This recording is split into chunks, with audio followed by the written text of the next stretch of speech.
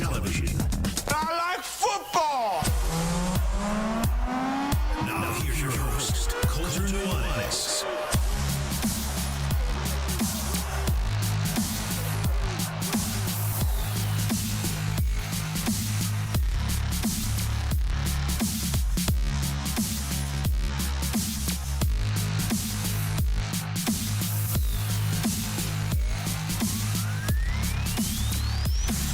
Yo, what's up, everybody? Welcome in. 102.9 ESPN Radio, SWX Montana Television, and the ESPN MT app.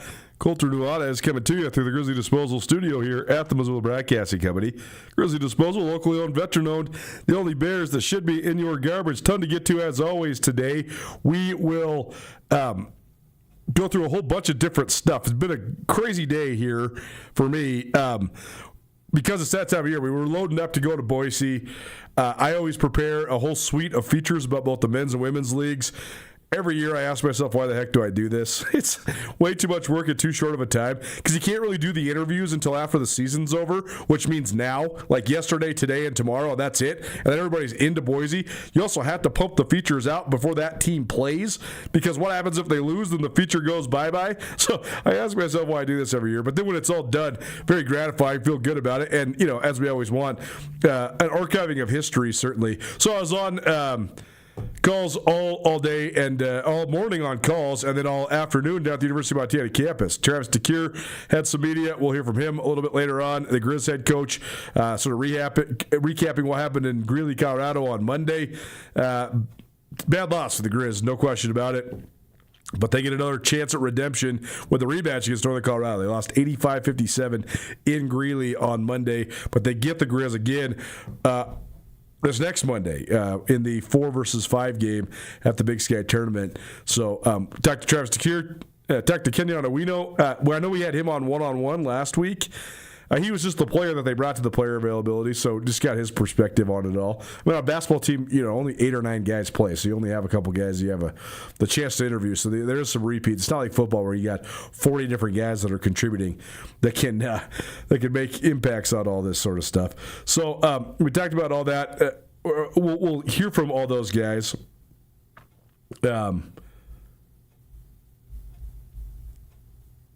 We'll also hear from Montana Tech women's basketball here right off the top. We will also hear from our latest Class C Spotlight, courtesy of Jeff Safford.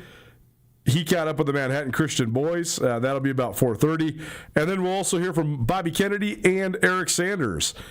Eric Sanders, the new defensive coordinator down there at the University of Montana. So he had his introductory press conference today.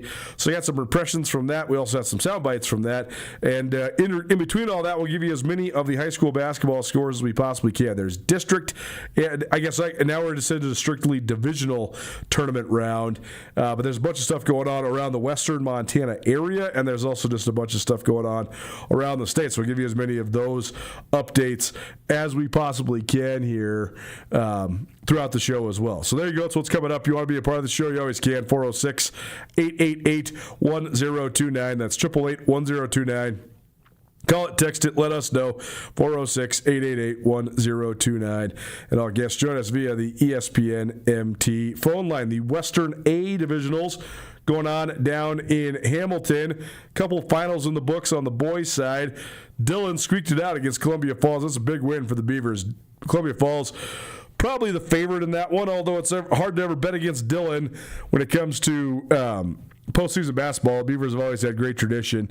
But Dillon gets by 40-38, so Sioux Falls is going to have to fight their way back through the losers bracket if they want to make it to the state tournament. Frenchtown cruises past Polson 60-29. Butte Central and Browning probably just about to tip, and then Hamilton and Ronan, they play at 5 p.m. Hamilton, of course, the host in this one. In the Western A girls bracket, Whitefish, no trouble with Corvallis, 47-31. Dillon gets past Browning, 46-41. And then, so right now, Butte Central and Browning on the boys' side will play, and then Hamilton, Ronan. Then you have the nightcap of the girls with 2 different games. Frenchtown, Columbia Falls at 6:30, and Hamilton plays Big Fork at 8 p.m. At the Western B, which is taking place in Pablo, just up the road as we sit here in Missoula. And on the boys' side, an 8 a.m. start to the tournament. Eureka gets past Deer Lodge, 38-36.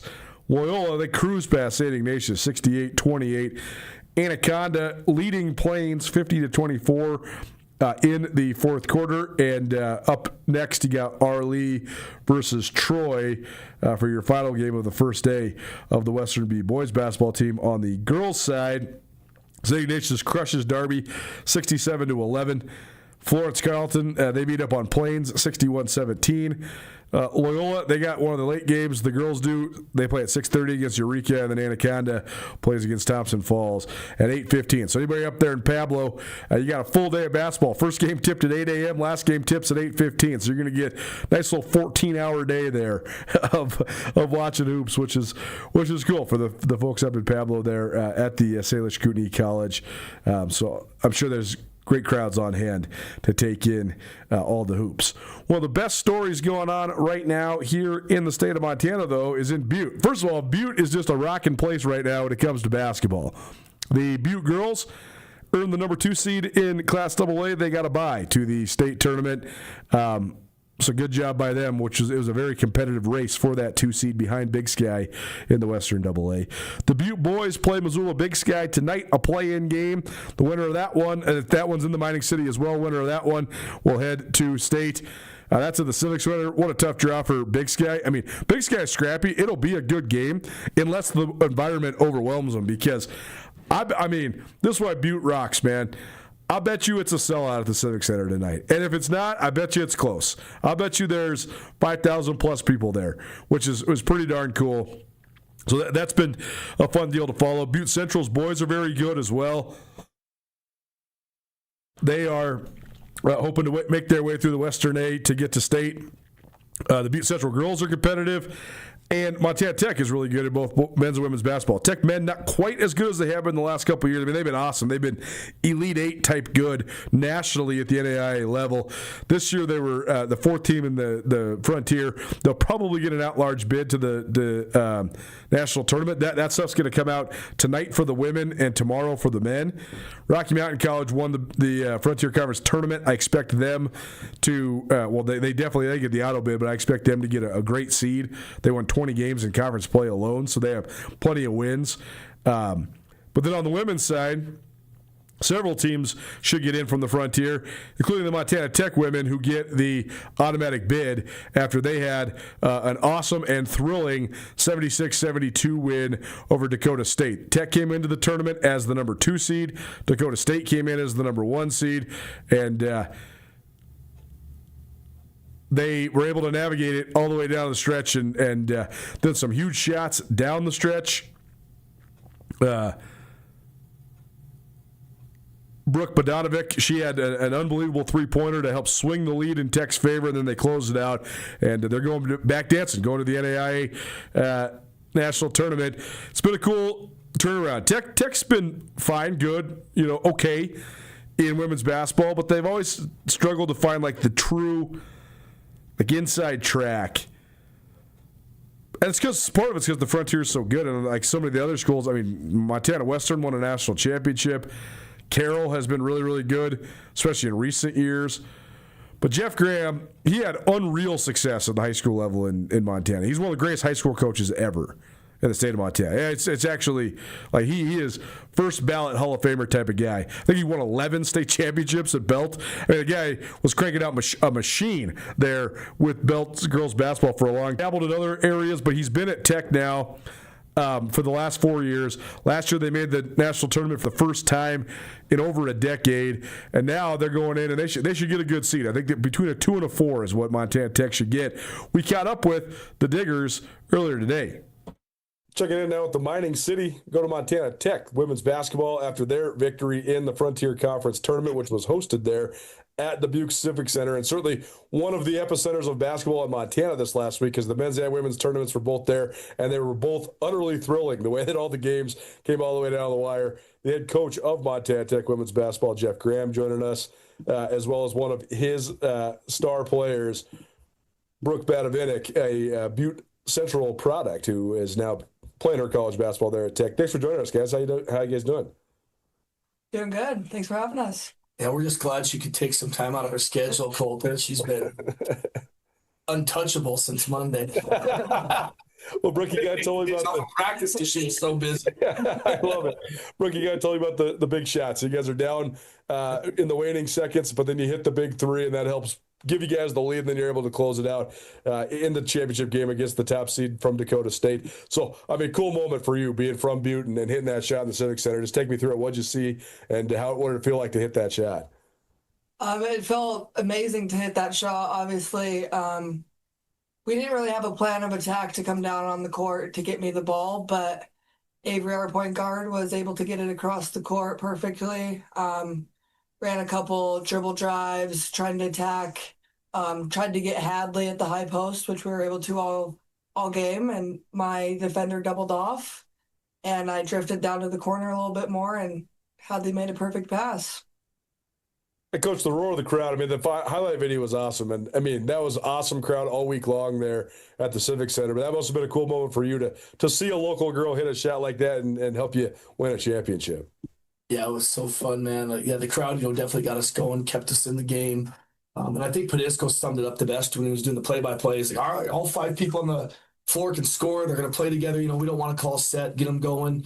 Since Battle's been here, we've just said we're going to play basketball instead of getting sets, do what we do the best. And yeah, dude, the crowd was phenomenal. Just hearing that roar in the football section right there, and the chancellor and football coaches behind us. And like Coach Biggs said, you should just watch the video from different angles and all the different people celebrating. It was pretty special. So, Brooke, what has gone into the success you guys have had as a team so far this year? Like, what's made this team have such great winning success? When we came in August, you could tell that there was a different vibe about this team. We came in prepared. We wanted this to be the end result. We all work such long days. We work so hard. And we're able to buy into what Coach Graham was teaching us and his coaching style. And we just believe in each other at the end of the day, and we want the best for each other. So going out there each and every night just for each other, honestly, is what made this team so special. Coach, I know last year you had a breakthrough making it to the national tournament for the first time in over a decade. How have you built off of that? Like, how much did that sort of lay the foundation for then the level you've reached this year?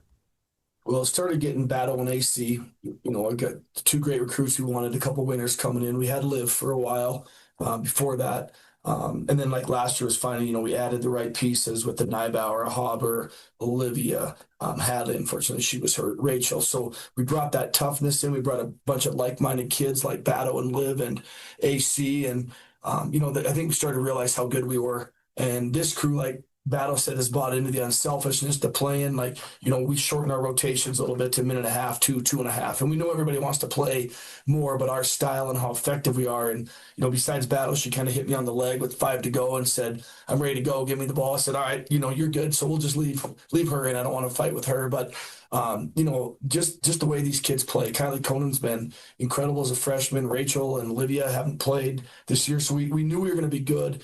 And like Battle said, they came in unbelievable shape. Coach Bignell gave them their weights and their conditioning workout. And I think we did like 2 conditionings and maybe finished with a 3rd. Like, we didn't even have to waste time. Like, they were there. And it was just that mindset of them wanting to win. Their lifts were phenomenal when Coach did the testing. And so when September 15th hit, we were ready for practice. And we've been light years ahead. We've been able to, it's been amazing. So, the credits with Liv, Battle, and AC starting that mess, and then just that next recruiting class, last year's 3rd recruiting class was very good. So it's been fun.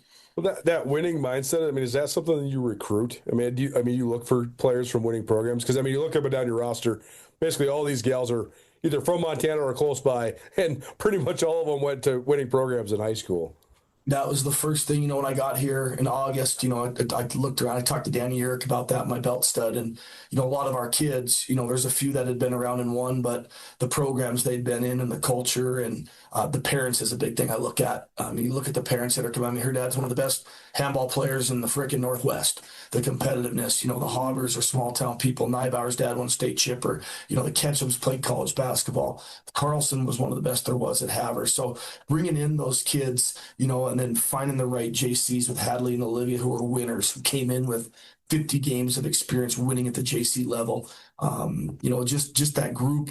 And then Rachel's a state tournament contender every year at Boulder. So just the winning factor and the right parents that have won and buy in and then just are happy for the program. And this is finally me and Coach Bignell. This is her third year, and finally our kids of just us.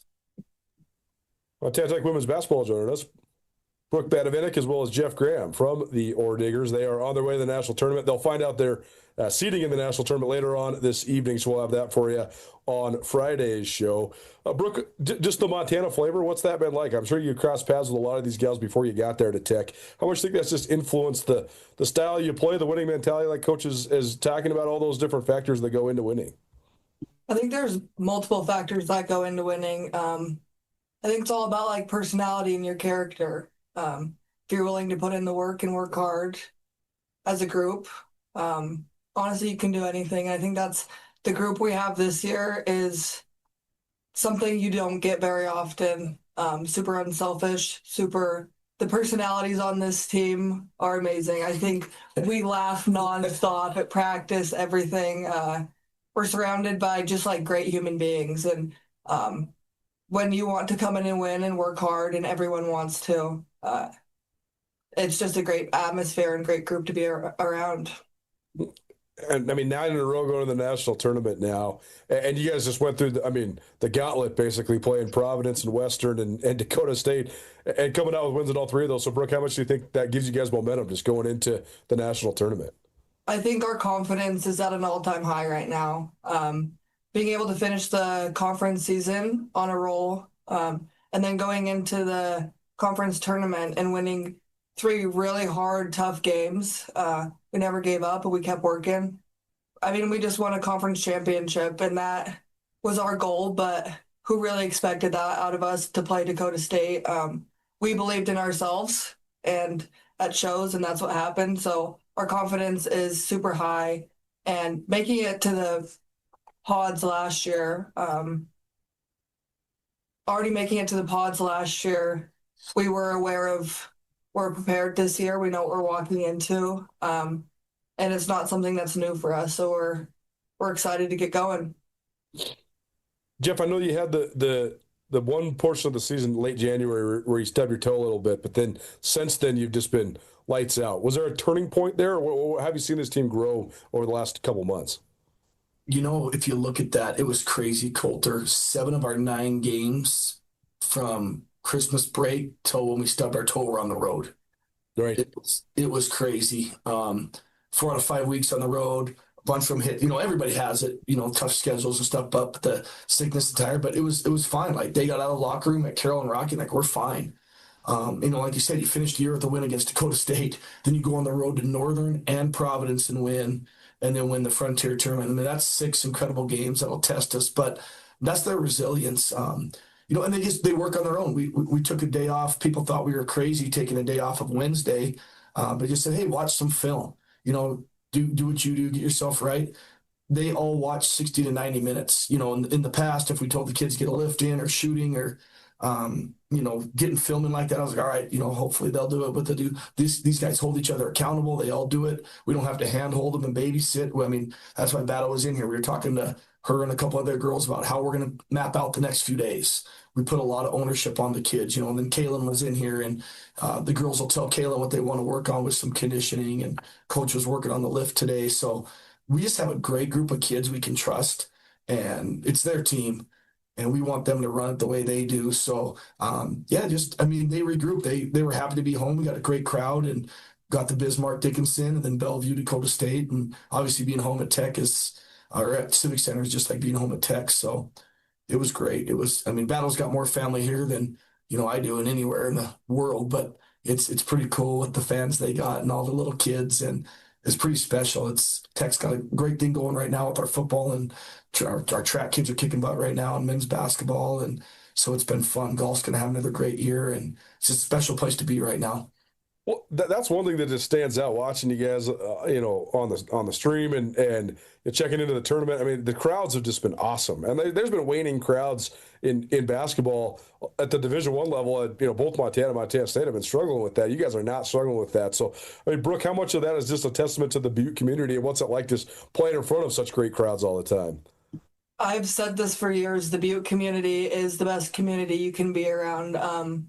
They followed me throughout high school and into this next chapter at the college level, and they've honestly been nothing but the best people. I stayed home for a reason because I knew I had that community behind me, and I wanted them to buy in and believe in this program up here. And to see that pay off this year is special. I'm insanely blessed that I'm able to do what I did in front of that crowd. I owe them a lot of my success, honestly.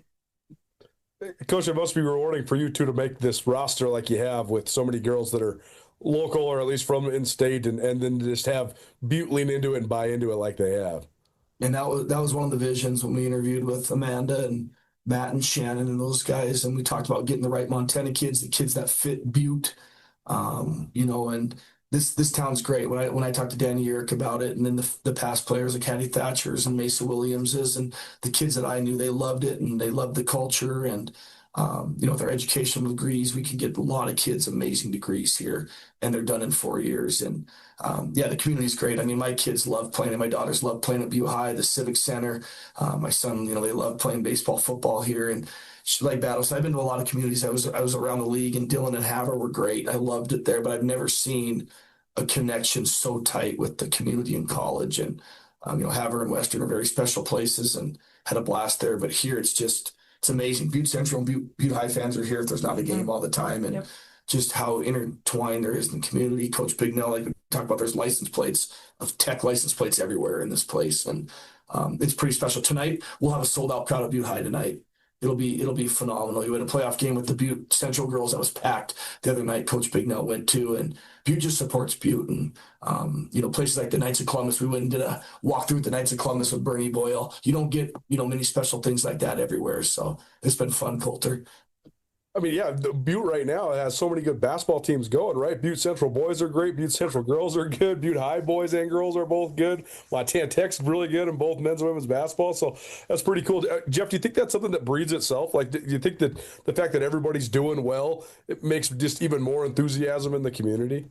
100%, my friend. Yeah, I mean, the people that showed up for our game was crazy. I mean, like Mr. Melvin said, that's one of the best crowds he's ever seen there. And I got to play in the Frontier tournament there at Civic Center, and it was fun, but yeah, nothing like that. But it's fun to see the excitement in Butte everywhere you go. People are talking about it. I mean, the battles haven't had a free second since Monday night. So it's cool. And I mean, yeah, just the amount of support of, we get to have some dinners at some places. Casagranda's and Ribbon Shop reach out, our leaders on campus. Our chancellor and I had a meeting on Tuesday with the Exchange Club. Just how excited everybody is. It's so cool. It's the talk of the town right now.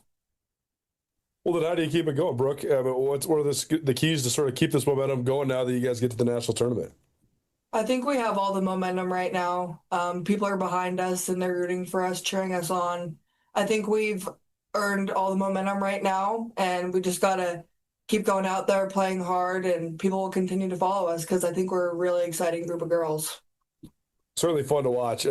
Jeff, what are your keys? I know you don't know your matchup yet, but how do you sort of keep the team together and keep them thriving and keep the momentum going?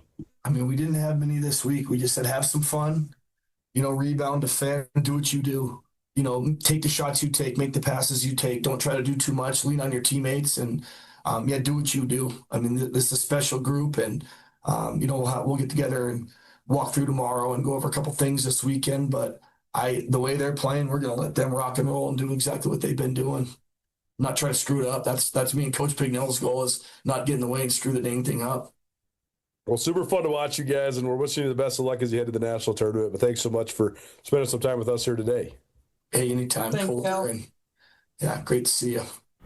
Well, talking to those guys, and good job by Montana Tech. It's really cool. I mean, I think if you recruit winners and then you win, and you build it with familiar faces, it's not that complicated of a formula. I mean, we saw this for 40 years, the Lady Grizz.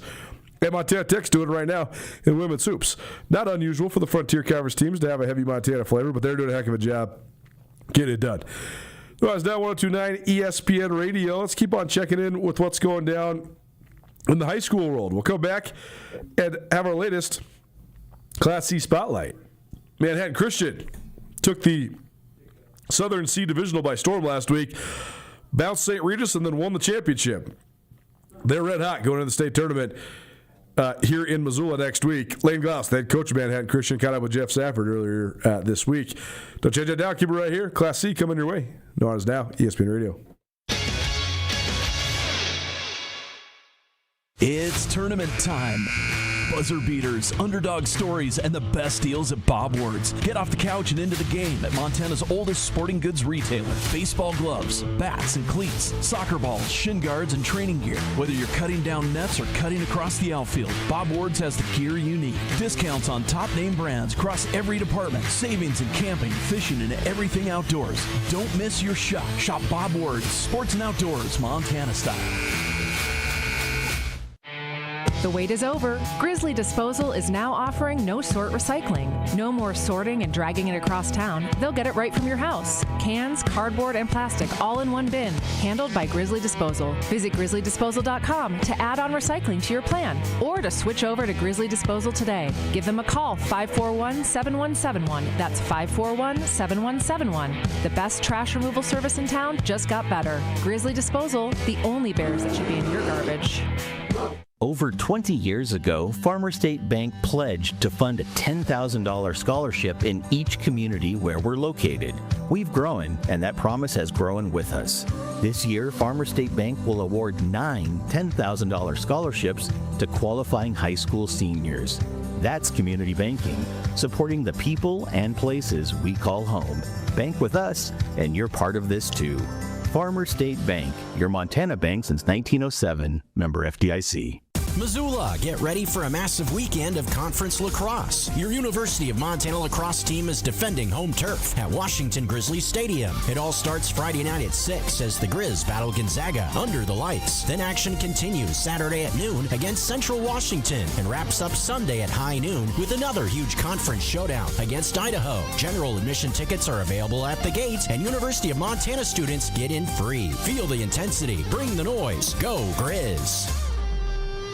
You might be thinking, what's the big deal about a kids menu? Well, once you have kids, you know. It seems like it's getting harder and harder to find kid-friendly meals at affordable prices. At Paradise Falls, the kids menu is not only diverse, it's a total steal. For some of the cheapest prices in town, you can get hamburgers, mac and cheese, and other kid favorites for super low prices. Paradise Falls is a family-friendly restaurant open 7 days a week. Come enjoy a meal with your kiddos in Paradise at Paradise Falls, 3621 Brook Street, Missoula's coolest hotspot.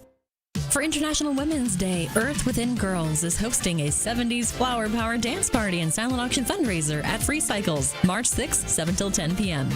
Join for an evening of community celebration in support of Earth Within Girls. DJ-led dancing, seed bomb creation, silent auction, and more. All ages and genders welcome. Costumes encouraged. Celebrate International Women's Day and support Earth Within Girls at their 70s Flower Power Party fundraiser at Free Cycles, March 6th. Tickets and more at earthwithingirls.org. ESPN Missoula Sports Center. Hogan Knights girls basketball punched their ticket to the state tournament on Wednesday night. Hello, I am Hayden Smith. Playing a crosstown rival on their home court, the Knights had no trouble with Sentinel, dispatching the Spartans 60-37 to improve on the year to 13-7. Hellgate takes the number 3 seed out of the Western AA into next weekend's state tournament in Billings. Missoula Big Sky is the number 1 seed out of the West, and Butte is the number 2 seed. Helena High plays at Helena Capital Friday night for the 4th spot out of the West. The Class A state bracket will be set after the Western A divisional plays out in Hamilton beginning today. From the Eastern A in boys basketball, number 1 Billings Central ran past Glendive 67-42 in the divisional championship game, while Lockwood cruised past Miles City 62-41. All 4 teams advance. The Western A begins at 9 a.m. today with Columbia Falls playing Dillon, followed by Frenchtown taking on Polson. Butte Central and Browning play at 3:30, and Hamilton plays Renan at 5. In Class A girls hoops, number 1 Billings Central outlasted number 2 Havre 44-36. Future Lady Grizz Cameron Rinker finished with 23 points overall to keep the 2-time defending champions as the favorites. Number 4 Hardin nearly doubled up Laurel, winning 80-42 in the 3rd place game. Western A girls games today include Whitefish vs. Corvallis, Browning vs. Dillon, Frenchtown vs. Columbia Falls, and Hamilton vs. Big Fork.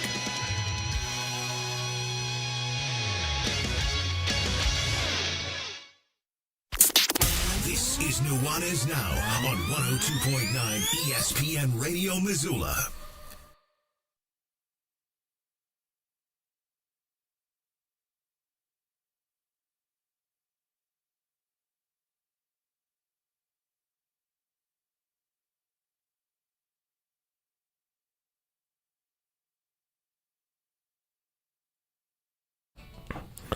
Couple news briefs for you here on Nuanez Now as we make our way back. 102.9 ESPN Radio, SWX Montana Television, and the ESPN MT app. First of all, Jerry McDonald, who's friends of the show, he came on with Jeff Safford for our Class C Spotlight a couple times because Box Elder was dynamite in Class C boys basketball the last couple of years. But Jerry McDonald has resigned as the head coach at Box Elder. I don't think there's anything crazy here. I think he just wanted to step away. I mean, he's won 4 state championships there. He said, he wrote a pretty nice letter on social media. He said, didn't get the outcome we wanted tonight, but I'm extremely proud of this group. This is when they lost at the district tournament last week. I believe we exceeded the expectations of many, but not our own. Our program has a tradition that when we come up short of our goals, we get back to work. Boys will be in the gym tomorrow, prepare for the next season. I'll be applying for the head coaching job in Michigan now. So I guess he's announcing that he's just moving on to a different spot, but he did a great job there at Box Elder. It was always fun to hear Jeff's interviews with Jerry McDonald. He's just a cool dude and a great coach, and so good job by him. Not an easy place to win, but they did a heck of a job running the table 2 years in a row there up in Box Elder. Lance McCutcheon, former Montana State star who's from Bozeman, he announced his retirement from the NFL. He's played in the NFL for 5 years. I tell you, I think that there's been a lot of guys that have risen up and forged excellent NFL careers after maybe being overlooked when they came out of high school. When Lance McCutcheon came out of high school, he was a great athlete at Bozeman High School. There's no question about that. He had very little football resume on offense. When he first came out, I thought, my number one thought was that guy should play college basketball because he is so athletic. I mean, he's the leading rebounder in the state of Montana 2 years in a row. But then I thought, okay, he's going to play football, fine, great athlete. He should try to play defensive back or outside linebacker because he led the state in picks his senior year as well. So I'm thinking, okay, he's ball hawk, right? But he had hardly any production on offense. So I'm thinking, okay, maybe he's just a typical DB type of guy. Can make some plays, maybe doesn't have the hands that you'd expect. So then when the Cats started playing wide receiver and then he sort of was just trying to find his way on the field but didn't really get that much opportunity, I thought, that's too bad. Maybe someday they'll switch him to defense or maybe this is just going to be a dead-end road. Well, McCutcheon, he had as good of a senior year to set the table for himself as any player I've ever covered of the Big Sky, any position. He went bananas his senior year. He caught 11 touchdowns. He led the Cats all the way to the national championship game, and he was one of the catalysts. I mean, the back shoulder fade was about the only throw Tommy Malott could make when he was a freshman. Malott got so much better and could make so many other throws as his career progressed. But they would run that zone read play action where then Malott would just pull it and just chuck it down the field, and McCutcheon would just go get it. And that set Montana State apart offensively, and that sparked their run all the way through the playoffs there in 2021. And that set the table then for Lance McCutcheon to get an opportunity in the NFL. I know he bounced around quite a bit, but for a guy that I was uncertain if he actually even chose the right sport coming out of high school to then make it all the way to the NFL and play in the NFL for 5 years, it's awesome. Great career for Lance McCutcheon. And it's crazy to see somebody retiring when they're like 25 years old. I guess McCutcheon's probably in his late 20s now, but still, it's crazy to say that somebody's retiring, but I'm sure he'll be on to something new, something different now that his football career is over. Third news brief for you. A couple Bobcats that we've had on the show recently. They are headed to the NCAA Indoor National Championships in track and field. Haley Coe, who's from Billings, one of the best long jumpers in the Big Sky Conference. She's headed to nationals, as is Sydney Brewster, who's the outstanding, now two-time champion in the women's shot put in the Big Sky. She's headed to nationals as well. So congratulations to those two for their continued successes. Nuanez Now 102.9 ESPN Radio. Time for our Class C Spotlight. It's proudly presented by Stockman Bank. Stockman Bank invites you to experience the Stockman difference as a family-owned community bank with locations throughout Montana. Stockman Bank committed to enriching the lives of Montanans and helping communities succeed. What that means to you is your money stays in the local economy, supporting your friends and your neighbors. Stockman Bank loves supporting Class C sports. They have locations in Class C towns or close by. They're in Montana, only in Montana, and they plan on keeping it that way. Let Stockman Bank show you Montana's brand of banking.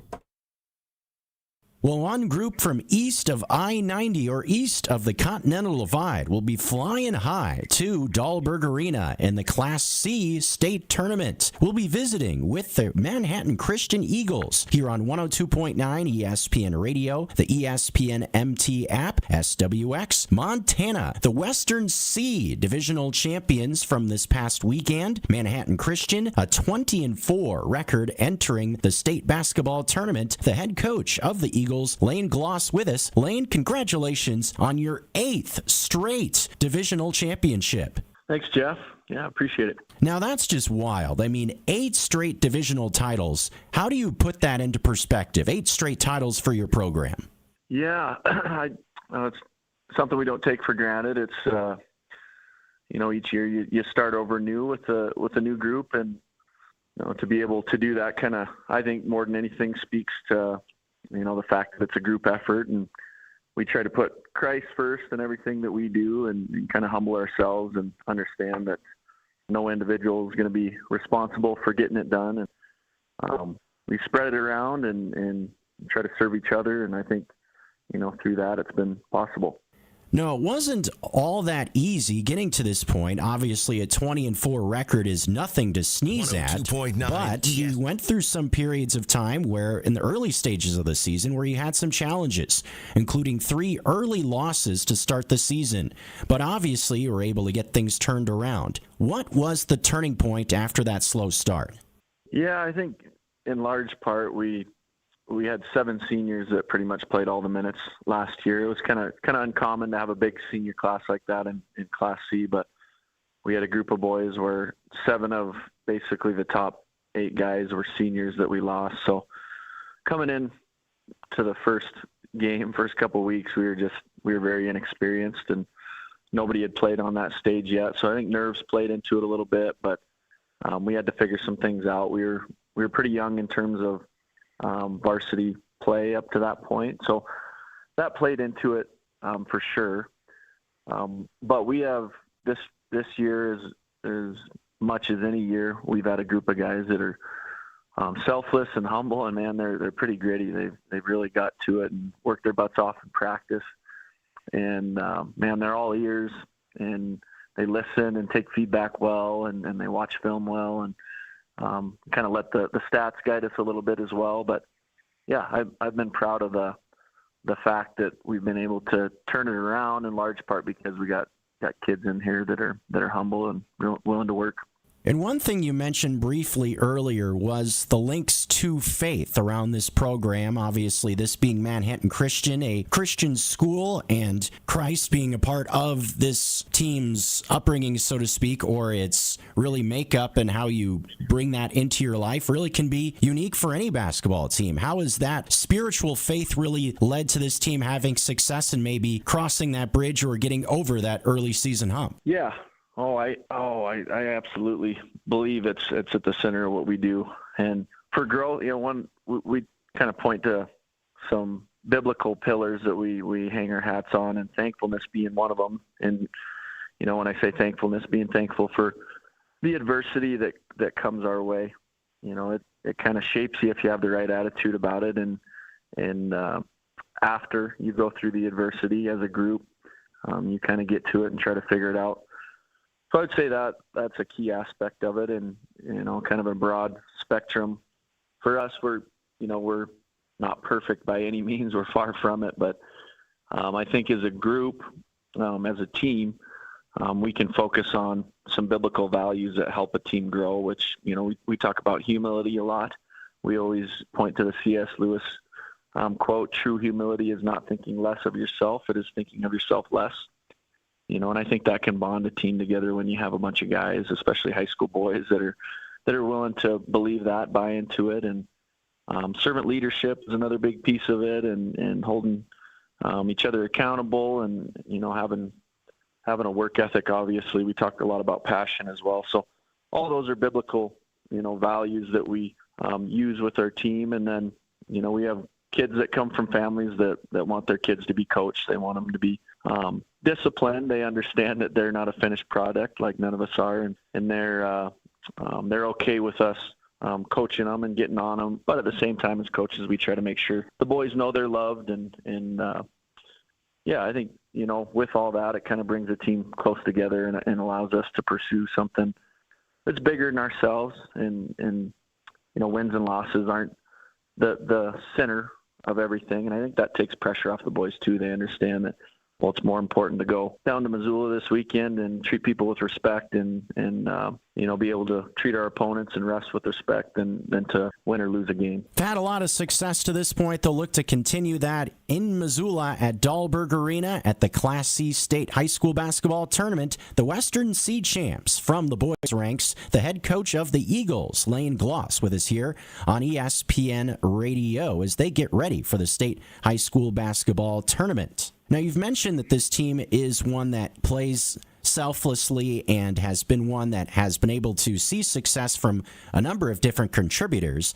But the leading scorer in the game in your Western C title win against West Yellowstone was Andrew Kim, and he was your leading guy throughout the course of the season, averaging over 16 a game. What makes his game special?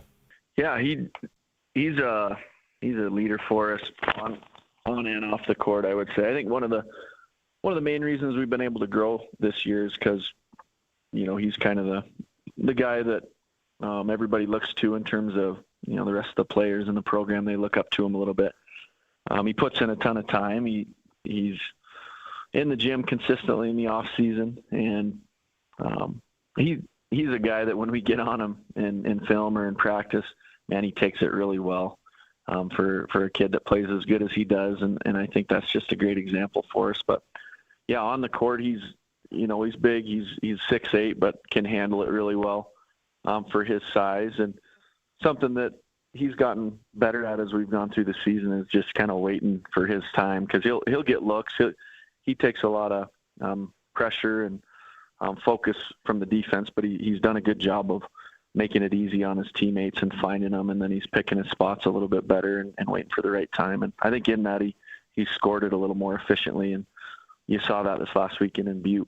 He did a good job scoring it and had one big game, 30-point game against Sealy, where he got going and kind of took over, and he has that ability, but he kind of connects us a little bit with the way he passes as well.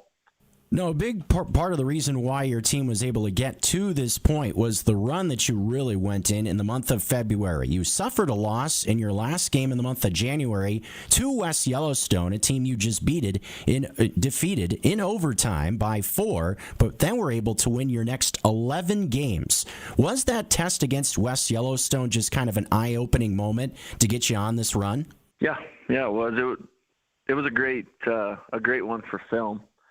I thought we had a decent first half against those guys, and we're up 9 or 10 points going into the half, and then they were able to come back and get us in the end. And a lot of the things we hang our hat on, the little things, boxing out, crashing the offensive boards, making the extra pass, that type of stuff kind of went away in that second half. So watching that was kind of an eye opener, that if we don't have a focus on the small controllable things throughout the game, then you're gonna let teams hang around. Now you'll have a chance to have a couple of practices before your team heads out to Dahlberg Arena next weekend. What will be some of the biggest things your team will be working on, and how do you kind of use this as time to hit the reset button to a certain degree as well, thinking about the grind that you've been on to get here? Yeah, I think for us, man, we got banged up at divisional, so having this extra week off was huge.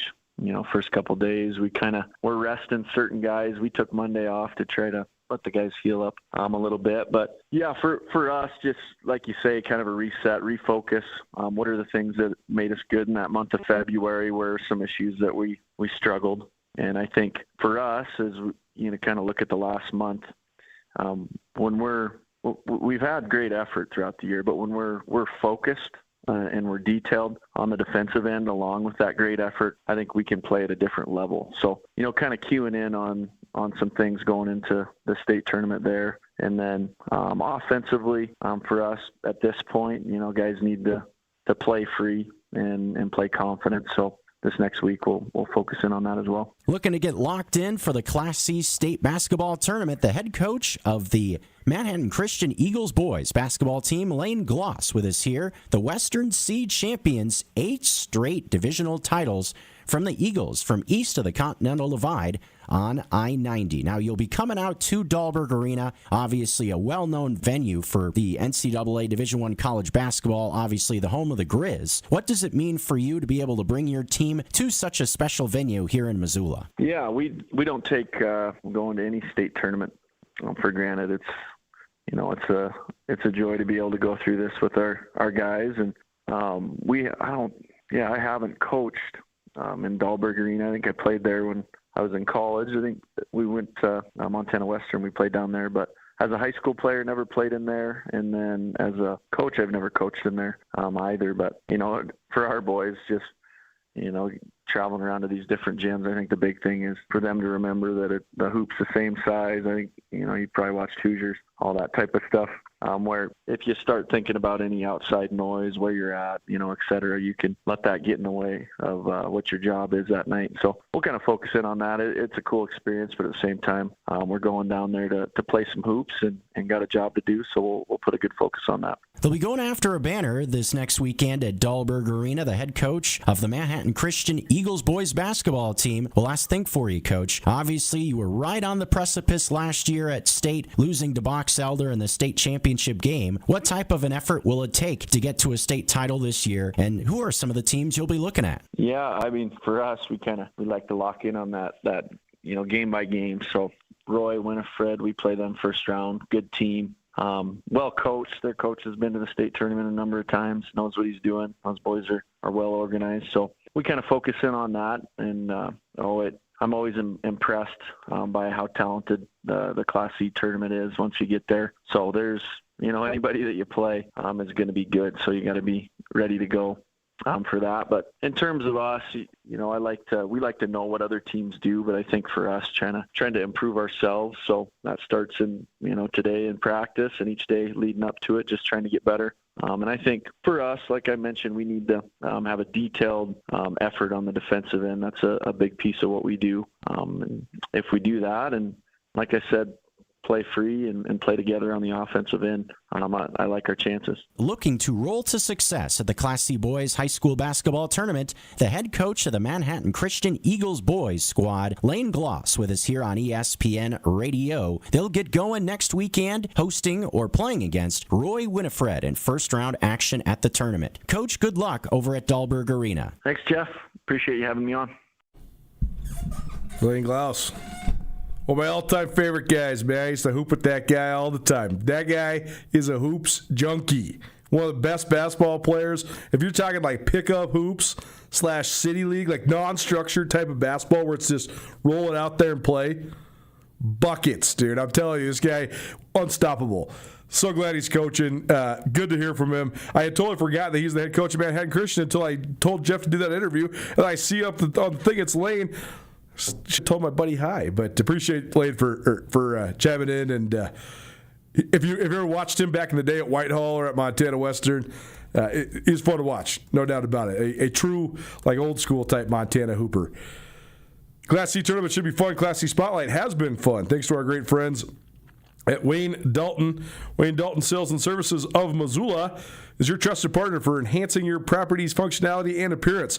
With decades of experience and top quality products, they specialize in residential and commercial garage door services, including installation, repair, and maintenance throughout Western Montana. To find out more, visit wayne-dalton.com/Missoula. Appreciate that for their continued support of our Class C Spotlight. There's all sorts of divisional tournaments going on right now. We gave you some updates on the Western A in Hamilton and the Western B in Pablo. What's going on at the Eastern C? We'll check in there, as well as the Southern B That's next. Keep it right here, 102.9 ESPN Radio. The Press Box is the place to watch all your favorite sports. In the heart of Grizz Country, Press Box has great food and drinks with happy hour and lunch specials every weekday. Don't forget, Press Box has the best happy hour deal in town, Monday through Friday, between 4 and 6, $3 draft beers. That's right, any draft beer at the Press Box, from domestic light beers to IPAs to everything in between, $3 drafts between 4 and 6, Monday through Friday at the Press Box. Press Box also has 2 sports bet machines, so you can always get your bets in before the game starts. The Press Box on Broadway and Van Buren in Missoula. Missoula Fight fans, get ready. Fusion Fight League returns to the Adams Center March 7th. 15 fights, 5 title fights, and a bare-knuckle feature fight. In the heavyweight main event, Holston's Braden Peterson throws down with Mount Vernon's Juan Figueroa in a clash for the pro heavyweight ranks. Doors open at 5, prelims at 6, and the main card starts at 7. Don't miss the action, Missoula. Reserve your seats now at grizztix.com. This event made possible by Stokes and Montana Moon Rockets. Black Mountain Lawn and Landscaping offers comprehensive yard care services, including lawn mowing, planting, irrigation, landscaping, waterfalls, and hardscaping with a focus on paver patios. Black Mountain Lawn and Landscaping offers customized lawn care programs to revitalize and rejuvenate your lawn to get your landscape beds and gardens ready for the season. Free estimates on sprinkler systems and lawn mowing and yard care services. Visit blackmountainlandscaping.com, call 406-529-0793, or email dave@blackmountainlawns.com. You know the kind of place. Comfy red booths, bottle of ketchup already on the table, the low hum of conversation, and the smell of something good on the grill. That feeling is waiting for you with lunch at Liquid Planet Grill. On Brook Street, lunch feels like it used to. Burgers stacked high, sandwiches made fresh to order, breakfast meals all day, and coffee that just keeps coming. It's the kind of spot where you slide into a booth and stay a while. No rush, no fuss, just scratch-made food and a warm welcome. Liquid Planet Grill on Brooks, where lunch feels like it ought to. Fundraising is not always a popular word. Then you throw in some parents who don't really know how to do it, and it can become stressful. Vertical Raise can implement hands-on with any high school sports team to help maximize your fundraising efforts. Peter Hamill is an expert in making the process easy and ensuring your team gets the biggest check possible, so your season can go smoothly. Vertical Raise can help provide opportunities for family and friends of your kids to support them from afar. Not everyone can come watch a game, but plenty can contribute to a great cause. To find out how Vertical Raise can help your organization raise money, visit verticalraise.com. Calling the next generation of healthcare providers. Community Health Alliance's high school healthcare scholarship program is helping students turn their passion for healthcare into a career by offering financial support and community connections. With a rich history that includes over $500,000 awarded to recipients, these scholarships are now open to graduating seniors in Lake, Mineral, Missoula, and Ravalli counties pursuing a health-related field, with awards starting at $1,000. Applications due March 12th. Learn more at communityhealthwmt.org. Nuanez Now on ESPN Radio.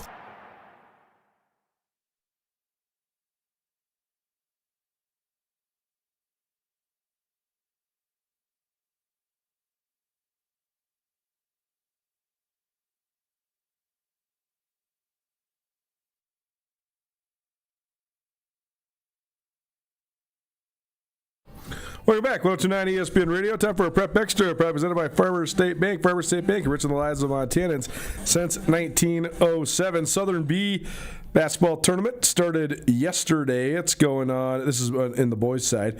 This is going down in Billings. Yesterday, Jefferson played a playing game against Shepherd. Shepherd won 65-39, but then Shepherd ran into a buzzsaw against Lodgegrass. They lost 75-54, so Lodgegrass stays unbeaten. They take on Columbus, who beat Manhattan 42-41. That game should be underway right about now. I think they're maybe a little bit behind there. Supposed to tip at 3:30. Haven't seen the score yet, but they're probably getting close to starting, or maybe even close to finishing. We'll check up on that one. But Lodgegrass a step away from the championship, and they are one of the last undefeated teams, one of 2 undefeated teams left in boys basketball in Montana. It's them and Scobie in Class C. Joliet, on the other side, they beat Lame Deer 57-51, and Three Forks get past St. Lebré 69-68. Kenna Reichman, who's one of the best athletes in the state, he's Three Forks quarterback. He's guys get a ton of Division I interest in football. He had 30 points in that game to help set the pace. So Three Forks and Joliet, they play in the other semi. So Lodgegrass Columbus winner plays Joliet, and Three Forks in the Southern B boys championship in Billings. in the Southern B Girls Championship, Baker rolls Whitehall. They're still undefeated, 75-22. Jefferson, no trouble with Shepherd, 63-38. Bottom side of the bracket, Huntley Project gets a squeaker past Big Timber, 49-48. And Ennis beats Colstrip, 73-29. So Baker Jefferson coming up at 6, and Ennis versus Huntley Project coming up at 7:30. Let's see if we got anything. Well, first of all, we haven't given any Eastern C scores, so let's go to that tournament, which is going down in Miles City. Circle beat Jordan this morning, 62-43. Brockton and Lester Christian playing right now. And then on the bottom side of the bracket, Scobie, they continue to cruise 75-20 over Savage. And Ekalaka and Bainville, Ekalaka won 52-32. So Scobie and Ekalaka play at should be coming up here in just a little while as well. That's supposed to tip at 3:30, so we'll get you a score on that one. But Scobie's boys, they're still undefeated, looking like the team to beat in Class C. Still in Class C girls basketball on the east side, Scobie's girls, they're into the semis after they had a 52-28 win over Ekalaka. They await the winner of Bainville and North Country. And then on the bottom side of the bracket, Jordan they won 54-41 over Brockton, and then Circle, Richie Lambert play to fill out that side of the bracket. Let's see if we got anything new on the west side here. The Western B going on in Pablo. On the boys' side, Anaconda, they finish it off 63-29 against Plains, so they await the winner of Arley and Troy. Eureka and Loyola already into the semis. On the Western B girls bracket, St. Ignatius and Florence Carlton already advanced. Oh, yeah, that's right, and Loyola and the late games don't tip till 6:30, so we won't have any finals for you there. And finally, in the Western A, that's going on down in Hamilton, the girls bracket, same deal as Western B. They're at a little pod. They had 2 games earlier, and then their next two, 6:30 and 8. So we won't know the fate of the Frenchtown girls or the Hamilton girls till later on. But in the Western A on the boys' side, Butte Central Browning going on right now. So I'll try to find you a score for that one here in hour number 2. Nuanez Now 102.9 ESPN Radio, coming to you through the Grizzly Disposal Studio. Grizzly Disposal, locally owned, veteran-owned. They have 24-hour turnaround times. If you need something like a construction box, they can also switch your service for you for free. They make it easy. They make it efficient. If you'd like to make the switch, visit GrizzlyDisposal.com or call 406-541-7171. That's 406-541-7171. Grizzly Disposal, the only Bears that should be in your garbage. We've heard from the new head coach from the Grizz quite often lately. I think that's a good thing. Bobby Kennedy introduced his new defensive coordinator earlier today. Impressions from Eric Sanders' press conference and sound bites as well. That's next. Keep it right here, 102.9 ESPN Radio. If you're in search of a trading card of your favorite player, or if your kids are, swing into Zootown Sports Cards. If there's a card of a player you're searching for, Zootown Sports Cards has the cards. With an almost endless collection of singles and inserts, whatever and whoever you're in the market for, Zootown Sports Cards has it. 1990s NBA stars, Zootown has it. 2000s football players, Zootown has it. And looking through the collection is half of the fun. Come check out all of what Zootown Sports Cards has to offer in the Stevens Center in Missoula. Missoula, get ready for a massive weekend of conference lacrosse. Your University of Montana lacrosse team is defending home turf at Washington Grizzly Stadium. It all starts Friday night at 6 as the Grizz battle Gonzaga under the lights. Then action continues Saturday at noon against Central Washington and wraps up Sunday at high noon with another huge conference showdown against Idaho. General admission tickets are available at the gate, and University of Montana students get in free. Feel the intensity, bring the noise, go Grizz. Cold weather cravings? The Montana Club has got you covered with scratch-made comfort food to match every craving. From perfectly grilled steaks to satisfying salads, they're ready to handle your hunger. So grab a table with a reservation or keep it casual, and order delivery straight to your door. Great food made easy. Visit MontanaClub.com to order or reserve and come warm up at your Montana Club. Brooks and North Reserve, Missoula. Dr. Tim here from Montana Imaging Center. Healthcare costs are changing, and many hospital MRI and CT scan prices have gone way up this year. Before you schedule imaging, you should compare your options and ask what it'll cost you. At Montana Imaging Center, patients save hundreds, even thousands of dollars with better technology and board-certified radiologists. Your images and reports are delivered instantly and securely to the hospital providers across the region, so your provider gets everything they need right away. You do have a choice. Take control of your healthcare costs. Call to set up your appointment today. MontanaImaging.com. Red's Bar is a beloved institution in downtown Missoula. Whether you want to watch a game, enjoy a cold beer, spend time with friendly faces, or simply wind down, the welcoming atmosphere and wonderful staff at Red's will make you feel right at home. Red's features 14 HD TVs and 2 full-service bars. Stop by and grab a beer with friends while you watch your favorite team play and check out the extensive collection of awesome sports memorabilia. Red's Bar in downtown Missoula, the friendliest sports bar in town. Saturday, March 7th is Fight Night in Missoula as Fusion Fight League takes over the Adams Center. It's a stacked card featuring bare-knuckle brawls, multiple pro fights, and amateur titles on the line, plus a lot of local talent ready to put on a show. You want in? Text 406-888-1029 anytime for your chance to win a pair of tickets. Don't miss it. Text now and be there for Fusion Fight League action.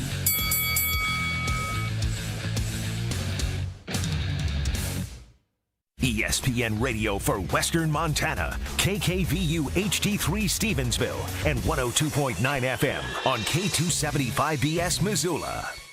ESPN Missoula Sports Center. Hogan Knights girls basketball punched their ticket to the state tournament on Wednesday night. Hello, I am Hayden Smith. Playing a crosstown rival on their home court, the Knights had no trouble with Sentinel, dispatching the Spartans 60-37 to improve on the year to 13-7. Hellgate takes the number 3 seed out of the Western AA into next weekend's state tournament in Billings. Missoula Big Sky is the number 1 seed out of the West, and Butte is the number 2 seed. Helena High plays at Helena Capital Friday night for the 4th spot out of the West. The Class A state bracket will be set after the Western A divisional plays out in Hamilton beginning today. From the Eastern A in boys basketball, number 1 Billings Central ran past Glendive 67-42 in the divisional championship game, while Lockwood cruised past Miles City 62-41. All 4 teams advance. The Western A begins at 9 a.m. today with Columbia Falls playing Dillon, followed by Frenchtown taking on Polson. Butte Central and Browning play at 3:30, and Hamilton plays Ronan at 5. In Class A girls hoops, number 1 Billings Central outlasted number 2 Havre 44-36. Future Lady Grizz Cameron Rinker finished with 23 points overall to keep the 2-time defending champions as the favorites. Number 4 Hardin nearly doubled up Laurel, winning 80-42 in the 3rd place game. Western A girls games today include Whitefish vs. Corvallis, Browning vs. Dillon, Frenchtown vs. Columbia Falls, and Hamilton vs. Big Fork.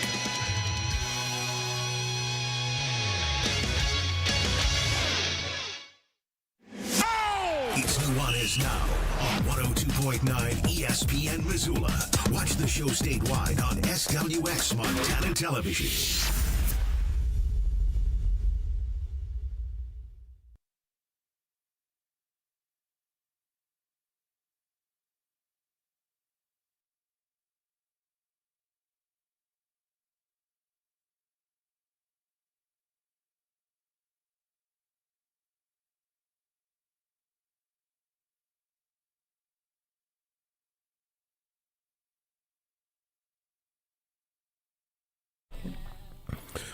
Well, it's now 109 ESPN Radio, SWX Montana Television, and the ESPN MT app. Colter Nuanez coming to you through the Grizzly Disposal Studio here at the Missoula Broadcasting Company. Grizzly Disposal, locally owned, veteran-owned, the only Bears that should be in your garbage.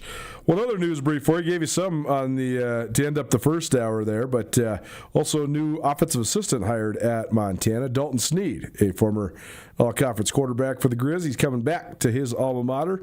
That's the position, is the offensive assistant. So they get like an extra assistant now. It's like it's a step between a grad assistant and like a quality control guy, but then like the actual, like quarterback's coach or running back's coach or whatever. So he'll help out with a variety of offensive positions and probably offensive game plan as well. But that just hit the inbox during our last commercial break.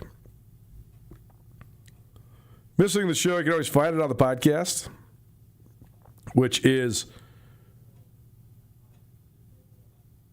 available on all your various podcast hosting platforms.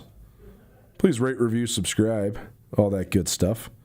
Appreciate you for listening in, as always. Fun first hour. Montana Tech's women, they're into the national tournament after a thrilling win in the Frontier Conference tournament. We heard from Jeff Graham, the head coach of Montana Tech, as well as Brooke Badavinik, who is a Butte Central product and local celeb these days. Coach Graham was teasing her, but she did hit a huge shot, and she's been a huge player for Montana Tech. And that was a fun interview to see what and how they've built that thing into, a team that's rolling. I mean, they're 26-4. They should be at one of the top 10 seeds probably. They'll probably be between a 2 and a 4 seed in the national tournament, so that's very cool. And a lot of Montana flavor on that roster, so good job by Jeff Graham for getting that thing rolling. We also heard from Lane Glaus, the head coach of Manhattan Christian. Jeff Safford caught up with him. That was our latest Class C spotlight, as that tournament field is almost set, just waiting on one more divisional to play out for Class C. It's the Southern Divisional. The Eastern Divisional, which is going down in Miles City right now. So once those go final, then you'll have your full Class C bracket. That's the tournament that's coming to Missoula. We are a statewide show on both SWX Montana Television, a worldwide show on our YouTube, but we do take, we put a little priority on the events that is going on in Missoula, just because it's easier for us to advertise on the radio all the time, right? We're on the radio in Western Montana. So the last couple of years, with more and more state tournaments coming to Missoula, we've been putting together some packages. It was AA a couple of years ago. It was Class B last year. It's Class C this year. So been fun, and appreciate Safford for chipping in on the interviews for all that stuff as well. Fun interview with Lane Glaus. We gave you some prep updates as well as what's going down at the Western A, the Western B, some of the other tournaments as well. By the way, got a score for you for the Western A. Butte Central's boys ran past Browning's boys 76-54. So the Maroons into the semis as well. We'll talk some hoops, and then we'll talk some football. How about that? We'll start off with Grizz men's basketball. They are... I'm not going to say they're struggling, because they had one of their best wins of the year less than 2 weeks ago when they beat Portland State in Missoula. But then they turned around and just no-showed in Northern Colorado.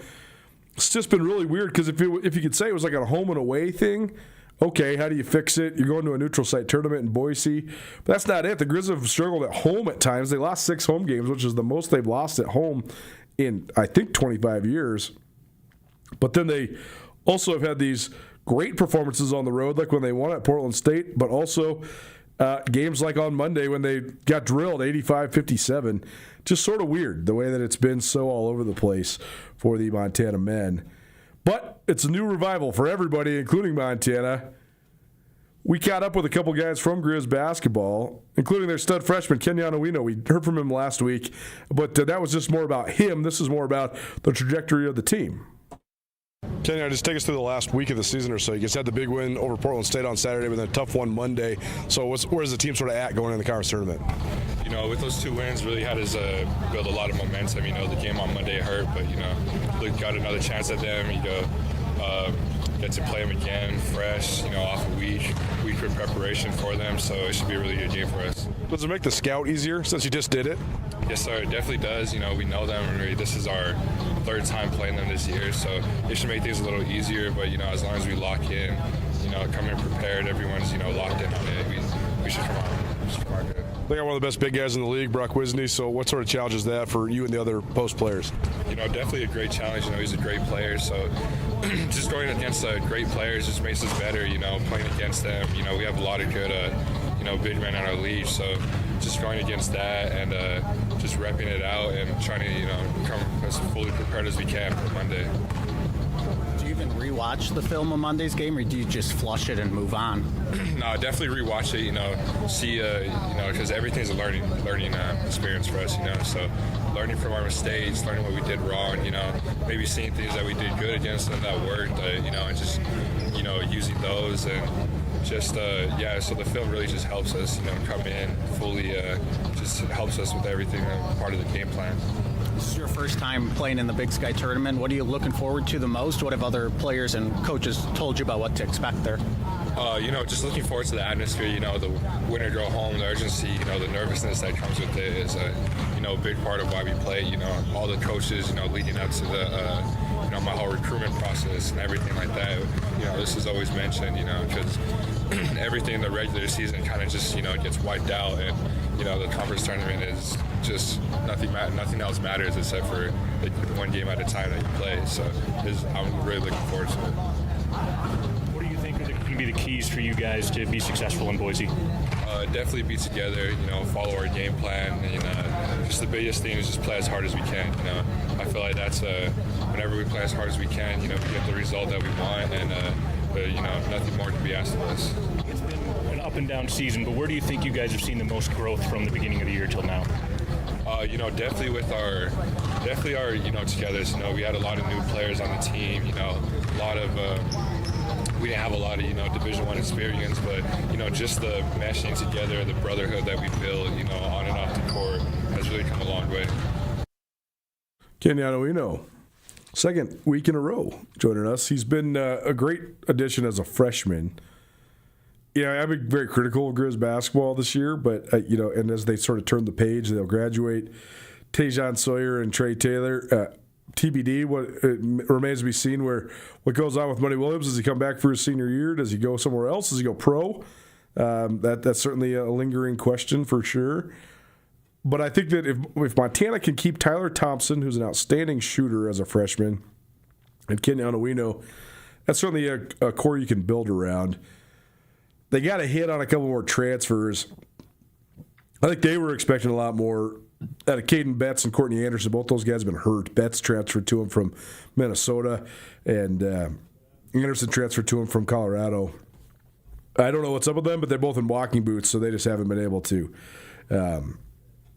contribute at a level that that maybe Montana expected when they got those guys out of the portal. I mean, in fact, they haven't contributed at all. So. Tough sledding there, but I do think Owino is certainly somebody you can build upon. Nuanez Now March tonight, ESPN Radio. Montana plays Northern Colorado at 5:30 on Monday. Travis DeCure, actually caught up with Coach DeCure for a while this morning. We'll play that for you on Monday, but he had a little press scrum here this afternoon, so I participated in that as well. Here's his thoughts just on the matchup with UNC. What's the dynamic like when you play the same team that you played in the last time out in a tournament? Sometimes the prep's a little easier because you don't have as much film to watch, but you want to make adjustments, so you're always looking for the one or two things that can either help you in areas that you feel you need improvement on, or try to adjust to their adjustments. So it's a little bit of mind plays with the prep and the thought process going in on both sides of the ball. What do you want to fix from Monday into this next Monday? Offensive execution. Obviously, the first half, holding your 32% where you defended. There's not a lot to change. Second half, they got it going, but I think a lot of that was us letting go of the rope, as much as them making a couple adjustments to some of the things that we were doing. So we need to be a little more solid in the second half. But really for us, I think our offense is really what led to more defense in the second half. You played Northern Colorado in tournament situations quite a bit. Does this team look like a Northern Colorado team just in general? Does this team look like a University of Montana team in general? I think we all change a little bit here and there. It's still a well-coached team, good team. They know what it is they're trying to accomplish in all situations on both sides of the ball. They don't beat themselves. So you're going to have to play good basketball. You're going to have to be prepared. You're going to have to find some advantages that you could, tinker with here and there out of timeouts. Brock Wisney, one of the most veteran guys in the league. What makes him tough to guard and handle in the paint? Well, him and Decker both, two physical young men that played a lot of games and understand the physicality that is necessary to play with, especially in March. which will make them hard to beat. And then, he's probably got a little revenge in his blood right now from last year in the tournament, which we'll have some of that for this week. Do you even go back and watch Monday's game, or do you just flush it and move on? I always go back. I go back and watch all the games that we have played against an opponent before playing them again in current time. I go back and watch games that they played against opponents, common opponents, and I watch some of the games that we've played well against someone different. I watch a little bit of everything before going into every game. Aside from any potential X's and O's changes, is there just anything from the mental aspect you want to see differently from this previous game against them? Well, I'm always going to say I want us to be tougher. There was some adversity that set in. We didn't handle it great, which is why the game turned into what it turned into. We need to respond to the plays that they make and the adjustments that they make. We need to show that we're a tougher basketball team, which we have done, right? But at the same time, there's a lot of things we did right in that game that we need to continue. You guys have gone on a number of runs at the Big Sky tournament to win the championship there. Do you see any of those similar qualities or characteristics with this year's group that some of those championship teams have had? We've had some teams not win the championship. They got to a championship game that had championship characteristics too, right? Only one team could win that last game. We've had two championship games go down to the last possession or two. So I kind of walk away feeling like both teams were deserving of a championship. Is this Montana basketball team built to win a championship? Yes, I believe they are. Feels like a pretty wide open field there. I don't know if there's one heavy favorite. Is that good for the league to have this much parity, or do you think it's better if there's one team that's kind of separated themselves in the regular season? I think it's great for the league when there's parity and everyone goes in healthy, feeling like they're good enough to win in terms of the entertainment piece of the tournament, right? And you want to hold the fans when people turn the TV on. You want them to watch, and so they'll see good basketball if games are close and it's competitive. But in normal years, if you had a team that was a lot better than everyone else, you want that team to represent your conference in the NCAA tournament. But I don't know that we have that team right now. So for whether it's you guys or whoever does end up winning, what's going to be the key for them to kind of separate this week down in Boise? Just got to play well. It's going to come, there's going to be a lot of prep. There's going to be a lot of gamemanship with the coaches. But at the end of the day, you're going to have five guys on the floor that are going to have to make plays. And that's really what you talk about last year's championship game. Both teams wanted that game. Both teams were prepared to win it. Both teams played well enough to win a championship. One shot 70% and the other shot 60%. And, it came down to just guys making shots more so than the plays we drew up, the defensive schemes. There were a lot of good basketball players on the floor. And to be honest, I don't know that there was anyone that could guard any one of them. And one team just happened to make more shots than the other. So that's what March is like, is someone's going to show up and have a big game. And whoever that is, that's who deserves to be on. Just kind of your overall thoughts on playing in Boise and what the atmosphere is like and how easy it is to play in that arena? Never easy because you don't get much time in the arenas, and so a lot of times good shooters don't shoot well. I've always felt the teams that can attack the rim the best win. If you can get to the second night, third night, then you probably start shooting the ball a little better as you become accustomed to the environment, the atmosphere. We just have not shot in that type of arena all year long. So I think the best defensive teams, the teams that can attack the rim, are going to be the ones that win the first round, the second round. And then once everybody's played a game and it's gotten comfortable, shooters start shooting, in my opinion. But it like I say, the team that has the most guys show up will win. One question on Tajon, just what would you say he's meant to this program over the past 3 years, and just how have you seen him grow as a player and a person in his time here? He's meant everything to this program as a young man that has grown. His role has grown every year. What we have asked of him has increased each year, and he's responded. And he's been very selfless through the process, which is very difficult to do, especially someone that's gone through surgeries and injuries like him. A big kid that does the things that he does offensively. Could have made a lot of different decisions last spring and didn't. And so we love him, we appreciate him, we respect him. And I hope that he can see himself playing another NCAA tournament. Travis DeGear here on Nuanez Now, 109 ESPN Radio. Keep it on the Grizz, except for we'll switch to football. Bobby Kennedy and Eric Sanders, the new defensive coordinator for Grizz football, Join us next. Keep it right here. 109 ESPN Radio.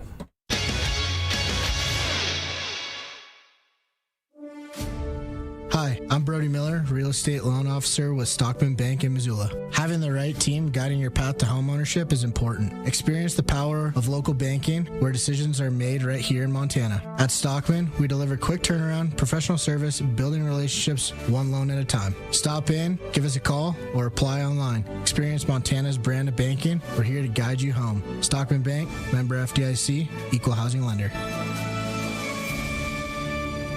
Dr. Tim here from Montana Imaging Center. Healthcare costs are changing, and many hospital MRI and CT scan prices have gone way up this year. Before you schedule imaging, you should compare your options and ask what it'll cost you. At Montana Imaging Center, patients save hundreds, even thousands of dollars with better technology and board-certified radiologists. Your images and reports are delivered instantly and securely to the hospital providers across the region, so your provider gets everything they need right away. You do have a choice. Take control of your healthcare costs. Call to set up your appointment today. MontanaImaging.com. Are you paying too much for your trash removal? If you're paying over $34 per month for trash and over $25 per month for recycling, you are paying too much. Grizzly Disposal offers reliable and affordable trash and recycling collection with the best customer service in town. It's easy to change. Just call 406-541-7171 or visit grizzlydisposal.com. Right now, when everything is overpriced, trash and recycling shouldn't be. Grizzly Disposal, the only bears that should be in your garbage and recycling.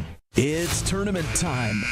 Buzzer beaters, underdog stories, and the best deals at Bob Ward's. Get off the couch and into the game at Montana's oldest sporting goods retailer. Baseball gloves, bats and cleats, soccer balls, shin guards, and training gear. Whether you're cutting down nets or cutting across the outfield, Bob Ward's has the gear you need. Discounts on top name brands across every department. Savings in camping, fishing, and everything outdoors. Don't miss your shot. Shop Bob Ward's, sports and outdoors, Montana style.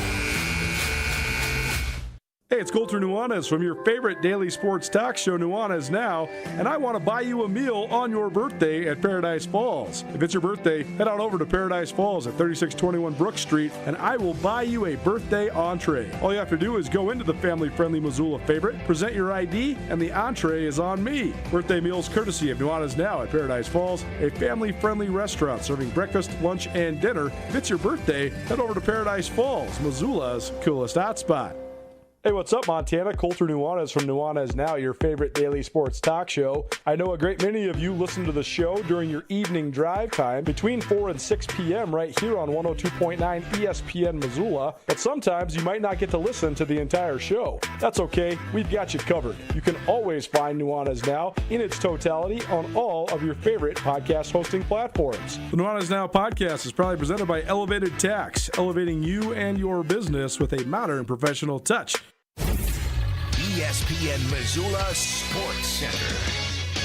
Hogan Knights girls basketball punched their ticket to the state tournament on Wednesday night. Hello, I am Hayden Smith. Playing a crosstown rival on their home court, the Knights had no trouble with Sentinel, dispatching the Spartans 60-37 to improve on the year to 13-7. Hellgate takes the number 3 seed out of the Western AA into next weekend's state tournament in Billings. Missoula Big Sky is the number 1 seed out of the West, and Butte is the number 2 seed. Helena High plays at Helena Capital Friday night for the 4th spot out of the West. The Class A state bracket will be set after the Western A divisional plays out in Hamilton beginning today. From the Eastern A in boys basketball, number 1 Billings Central ran past Glendive 67-42 in the divisional championship game, while Lockwood cruised past Miles City 62-41. All 4 teams advance. The Western A begins at 9 a.m. today with Columbia Falls playing Dillon, followed by Frenchtown taking on Polson. Butte Central and Browning play at 3:30, and Hamilton plays Ronan at 5. In Class A girls hoops, number 1 Billings Central outlasted number 2 Havre 44-36. Future Lady Grizz Cameron Rinker finished with 23 points overall to keep the 2-time defending champions as the favorites. Number 4 Hardin nearly doubled up Laurel, winning 80-42 in the 3rd place game.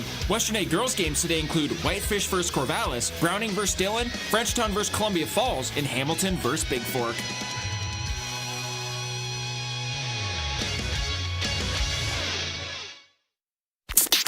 This is Nuanez Now on 102.9 ESPN Radio Missoula.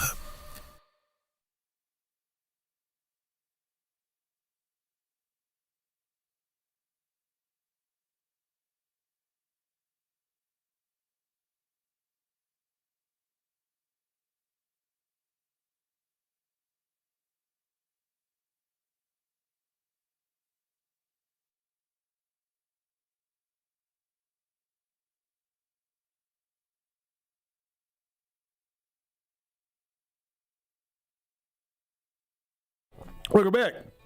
1029 ESPN Radio, SWX Montana Television, and the ESPN MT app. Saturday at the Adams Center, the Fusion Fight League descends upon Missoula again. It's one of the top MMA promotions in the United States right now. They are certainly among the top, if not the top, in the West right now. And they bring great cards every time they come. There's 14 bouts on the docket, including 12 MMA and a couple Muay Thai fights as well. This all gets started at 7 p.m. on Saturday night. And we got tickets for you. 406-888-1029. That's 888-1029. Text us. Everybody that texts in, you're going to get entered in to win. We have a whole bunch of pairs, so keep those texts coming in. We've been running this on the radio all week, but now we're going to just really hit it hard. So 406-888-1029. You want a pair of tickets to the Fusion Fight League event at the Adams Center on Saturday evening at 7 p.m. Hit us up, 406-888-1029. There's plenty of title fights on the line here. There's the lightweight, the bantamweight, and the middleweight championships for the Fusion Fight League are all up for grabs.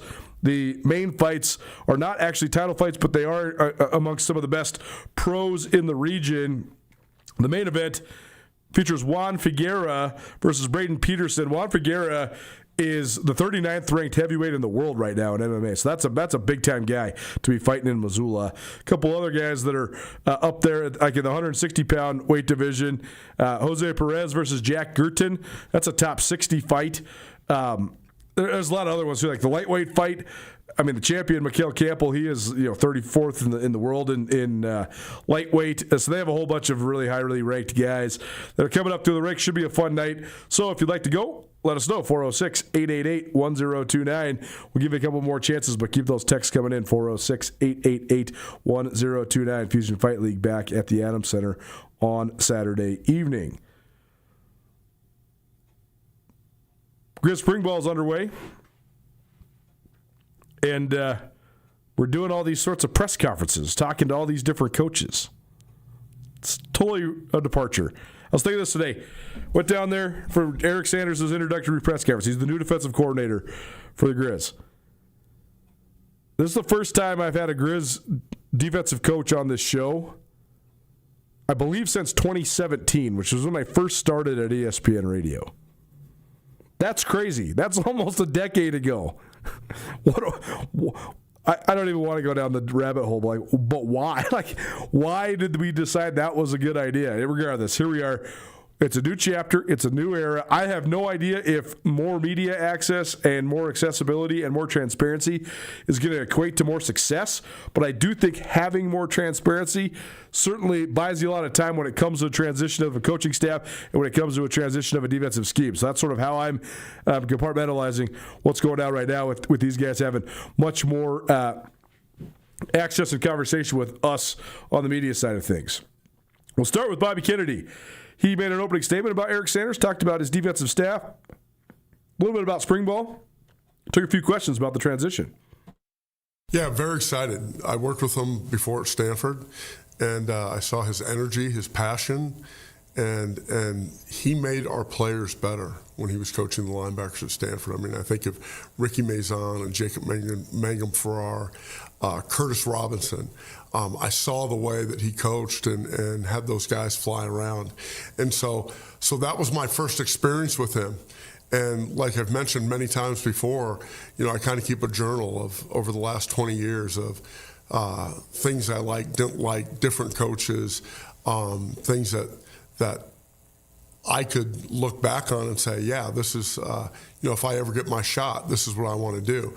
And Eric was definitely one of those guys. The other thing that I wanted to say, just talking about not only Eric, but our entire defensive staff.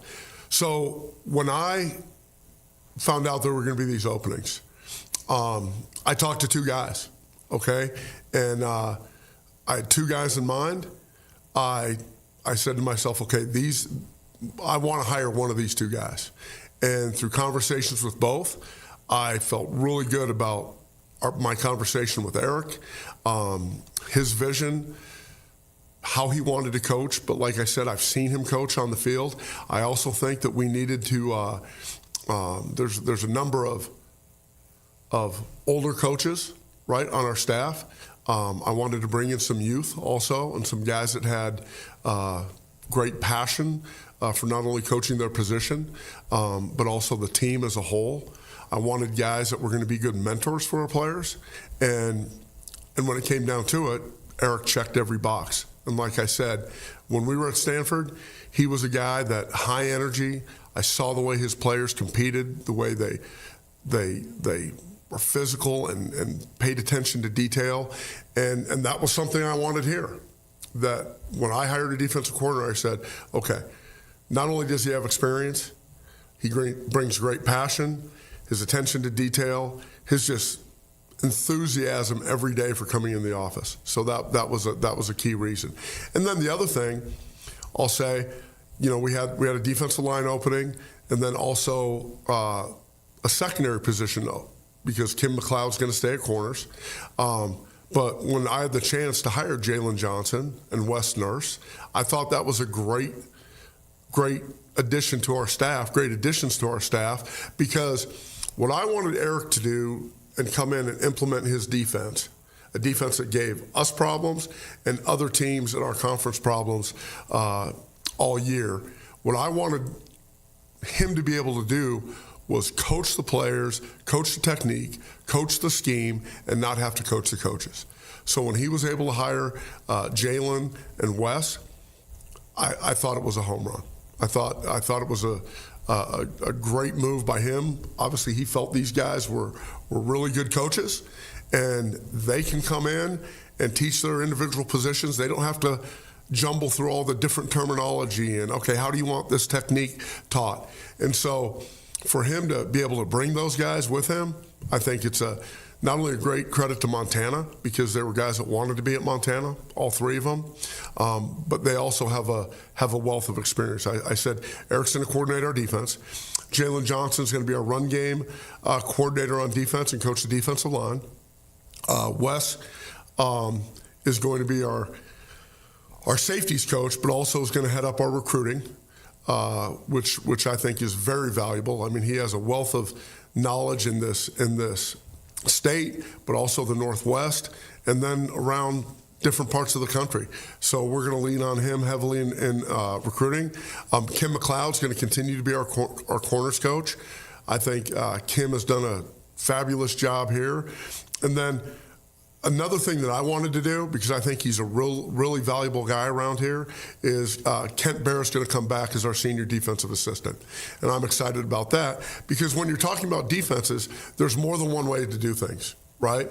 And Kent has a wealth of experience, but also I want him to be a guy that Eric or the other coaches bounce ideas off of, after him being the coordinator not only here at Montana, but Notre Dame, Stanford, San Jose. I mean, it seems like he's that old song, I've been everywhere, man.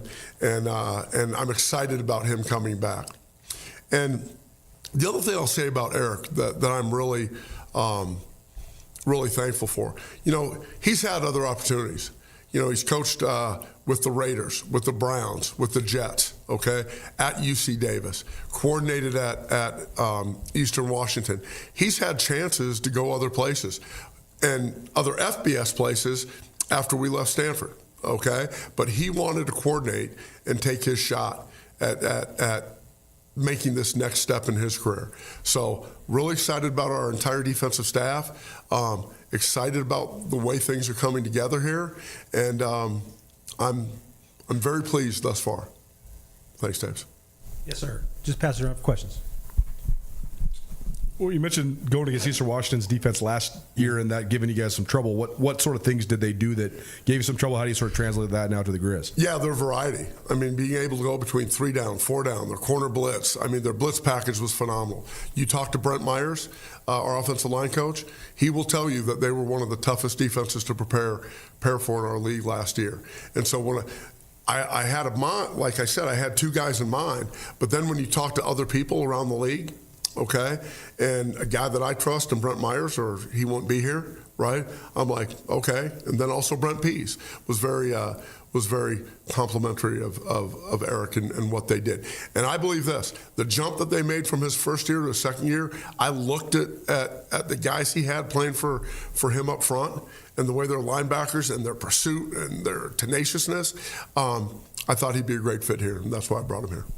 When it comes to just transitioning from a defense that's a little bit unorthodox to now one that's just a new scheme for most of the guys in the program, what are the challenges like of that from a personnel standpoint? Well, yeah, the challenges have been that, yeah, they've got to learn a new scheme, but this is good for players, okay? It's good that they have to reinvest and that they don't think that they've got it all figured out, right? Football is a process that you have to be continually growing, okay?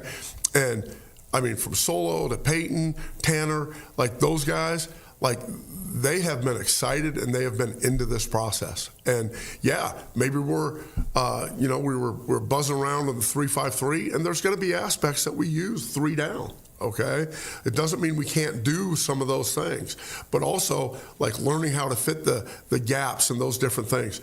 I think it's a great challenge for our guys, and I think they're excited about learning something new.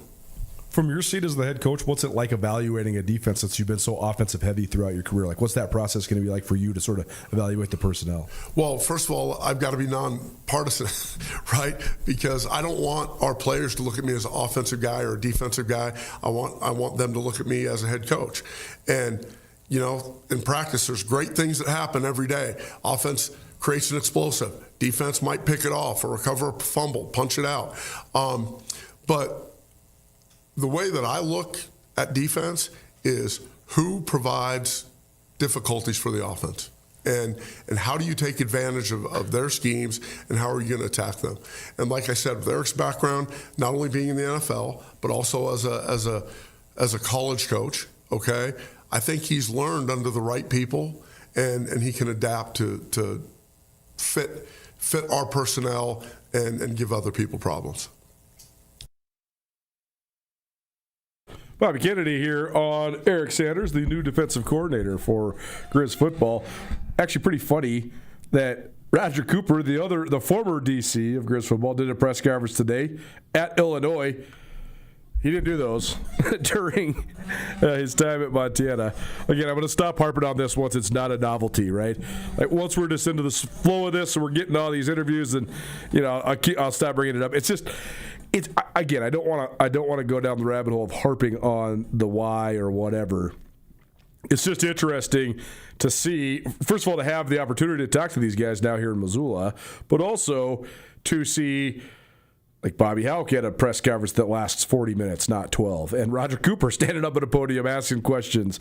He just had a funny line that I just heard right before we came back out. He said, he was explaining the 3-3-5 defense, and he said, once you go voodoo, you never go back. Thought that was quite a line, certainly, by the former defensive coordinator for Grizz football. How about the new defensive coordinator for Grizz football? Eric Sanders comes from Eastern Washington, but he has a lineage of experience at other stops, including when he started his career at UC Davis. Then he was in the NFL for the better part of a decade with stops with the Cleveland Browns, the Raiders. I can't remember if the Raiders were in Vegas or Oakland at the time he was there, but worked under Greg Williams.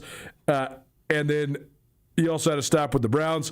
Then he came back to the college ranks, was the linebackers coach at Stanford, and he spent the last couple years as the defensive coordinator at Eastern Washington. Here is the first part of Eric Sanders' press conference from earlier today. Can I start with, one, you guys are getting to know him. I mean, Coach Kennedy was born to be a head coach, am I right? Like, it's really exciting for me that he's getting his opportunity to do that as my friend and seeing that happen. You get a raise out of that, I want you to know that. Two, I want to say how thankful I am that I get to be a part of it, right? That he's giving me this opportunity to come be the coordinator at the University of Montana. It's a big deal. And I recognize that, and I'm thankful for that opportunity. Thankful for the opportunity to bring Jalen and Wes with me. A couple guys that I really, really trust, and I know how competent they are, how obsessive they are about grading the practice film on a Wednesday night in spring ball, how hard they're going to recruit, and how much they're going to love our players. So, to be able to hit the ground running with those guys, along with Coach McLeod and Coach Kennedy in our corner, I'm really excited about that and thankful. So, I thought I'd tell you guys the vision of our defense, as I explained it to the players on our first day meeting, it's three things. First, this is bigger than football. Being a college football player is bigger than football. And we are not going to lose sight of trying to develop these guys as young men. And I feel strongly that if we make them better people, they will be better players. And that will help us win games. And I want to win. I want to win anything that we do. My son beat me in tic-tac-toe. My son's 6. He beat me in tic-tac-toe, and I was hot pissed.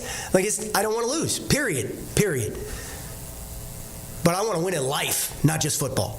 And so we're going to focus on developing these kids as young men, and we're going to focus on connecting with them and getting them to connect with each other. So that's one. 2, we want to be the strength of the program, which, knowing Coach Pease and his offense, that's a bold statement. I mean, I'm so excited for the opportunity to compete with those guys every day in practice and to learn and grow from what they do and how they challenge us.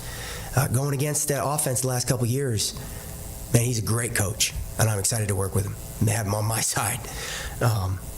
And then 3, if we help these kids grow as people and we're the strength of the program, we're going to help this team win championships.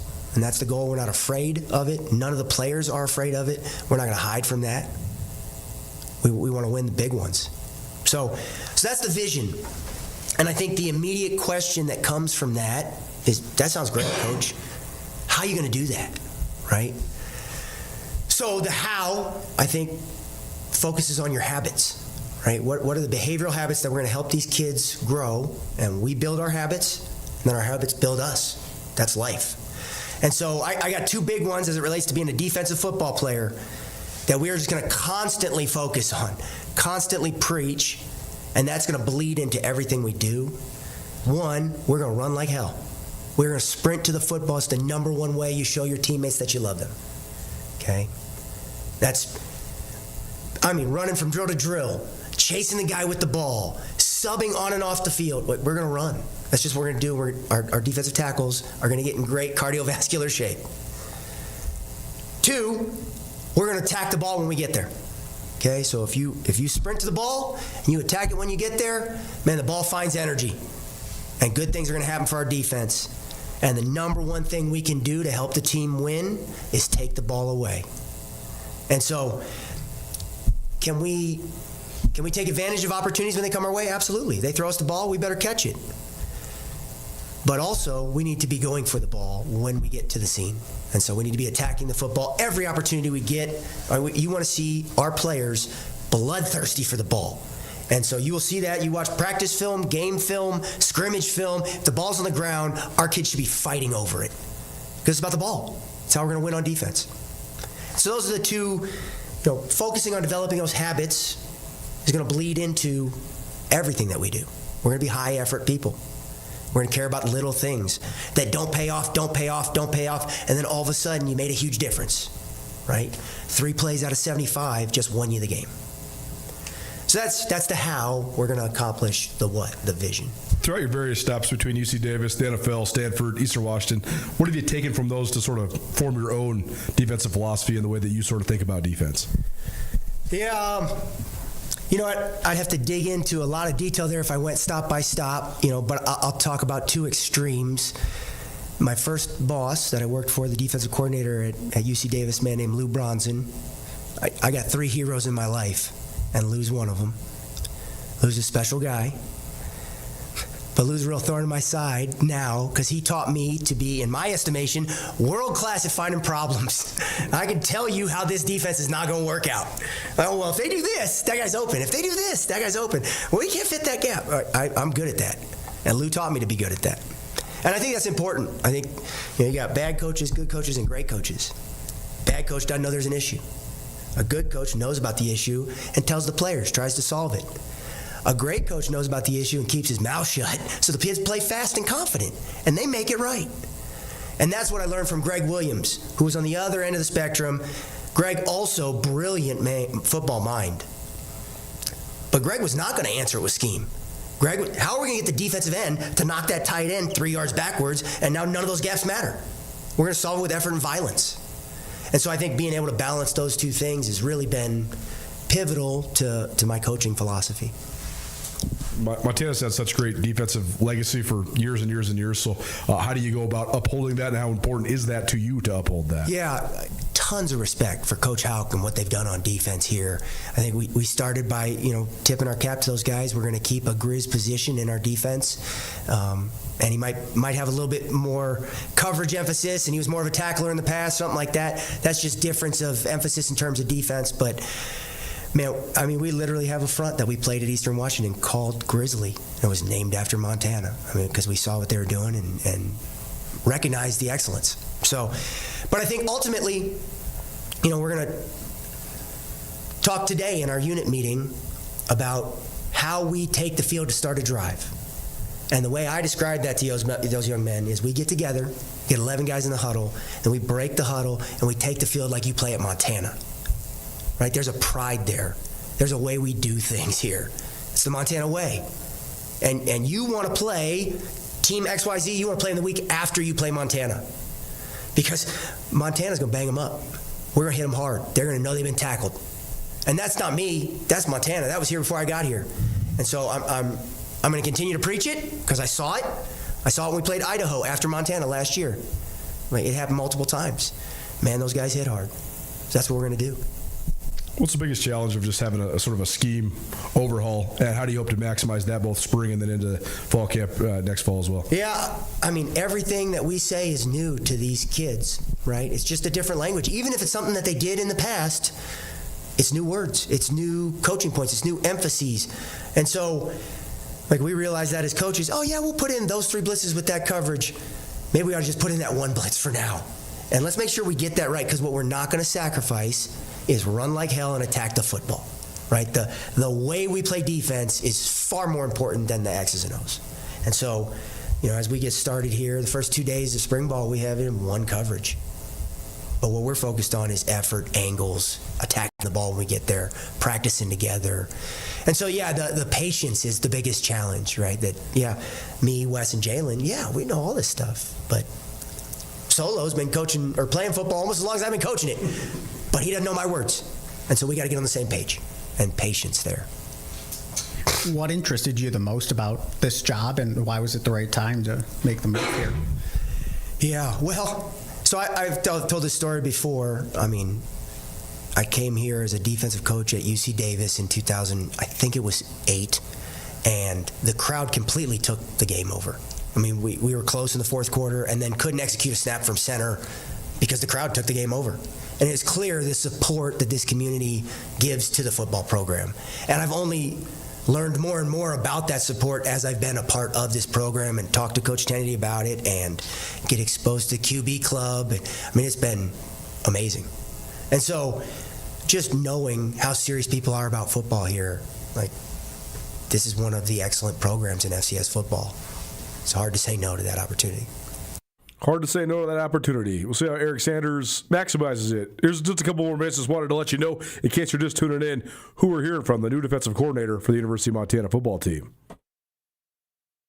On that note, just having sort of a fresh opportunity for so many guys, how do you hope they sort of embrace it, since everybody sort of is new to you and to the defense in general? Yeah, I think, the culture here is such that these kids want to embrace the coaching. I got up there the first day to talk, and it was just a bunch of kids sitting forward, nodding their heads, eye contact. It was great body language. They're ready to be coached. And they said, hey, he's in charge. Yes, sir. What are we doing? And so, and I think we all know, we don't need to have the perfect answer. We need to all be on the same page, doing the same answer, full speed. And so our kids are going to do that. That's what I'd say. Stepping into a program that had so much success, throughout all the years, but especially last year being a national semifinalist, how do you sort of maintain that standard, and just how do you think about just the stuff that's been done at Montana previously? Yeah, again, embracing it, not being afraid of it, talking about it, and embracing the competition with our rivals, embracing the competition with our own offense. We were a 13-win team, and we got a great quarterback coming back, a great running back coming back. Those are great players. Let's go compete with those kids and get better from that. Iron sharpens iron. And so, talent, if it works hard, is going to allow us to bring the entire tide up.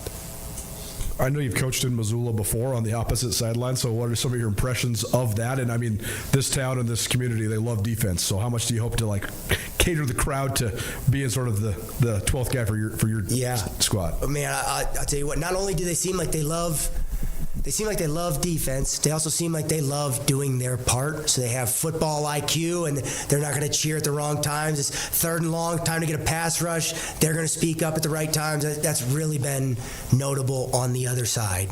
And that, like I said, at UC Davis and at Eastern, they make it hard to get the snap from center. The crowd does that. And then, just embracing their enthusiasm and not running from that. I coached in Cleveland, Ohio. We went from being 1-31 to almost in the playoffs, and the entire town was buzzing about it. And so being somewhere where football's important, like my family's from Ohio, football's important. My grandfather looks like Woody Hayes, down to the gap in his teeth. So, I love that. Love it. Not afraid of it at all. Just to clarify, we've talked a little bit about the 4-man front and the 3-man front. In this state, for the last, 5 or 6 years, it's been a 3-man front at Montana, and over across the hill in Montana State, it's a 4-man front. But it's a 4-2-5. It's a little different. So can you clarify what your base is? Is it a 4-3 that you really lean on as you roll out there with the ones? Yeah. So, first off, I've watched not every clip, but a lot of the film from Montana last year. And I think what's really important to wrap our minds around, Montana didn't just line up in a 3-down front last year. There are several clips where there's 4 kids on the line of scrimmage, and there are several clips where there's 5 kids on the line of scrimmage. So, do they have, is it listed as end, nose, end? Sure. But are they playing 3-down every play? No, absolutely not. They played 3-down, 4-down, 5-down. And we will do the same. And so we'll list more than 11 starters. We're going to have a bunch of kids. We're going to play a bunch of packages. The hope is that you have more than 11 kids that are game day ready. Because we're going to play a long season, and we have to be able to weather the ups and downs health-wise that way.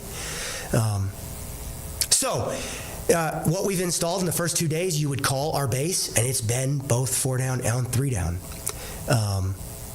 And that's what we have in the cupboard, so that's what we're going to cook dinner with, I think maybe the percentages will be more 4-down. And I do feel strongly, I think this is an important detail, you win games late in the season with your big people. And so we're going to collect more big people. So does that mean 4-down? Or if Coach Johnson had his way, it mean 5-down. Let's get 3 300-pounders out there, and they're not moving anybody, But we are going to be, as a base, flexible. And so what you see us line up in week 2 and then what we line up in week 4 is not going to be the same. And like Coach Kennedy said, number one, our kids are going to play hard and play fast, but we are going to be very annoying to prepare for offensively.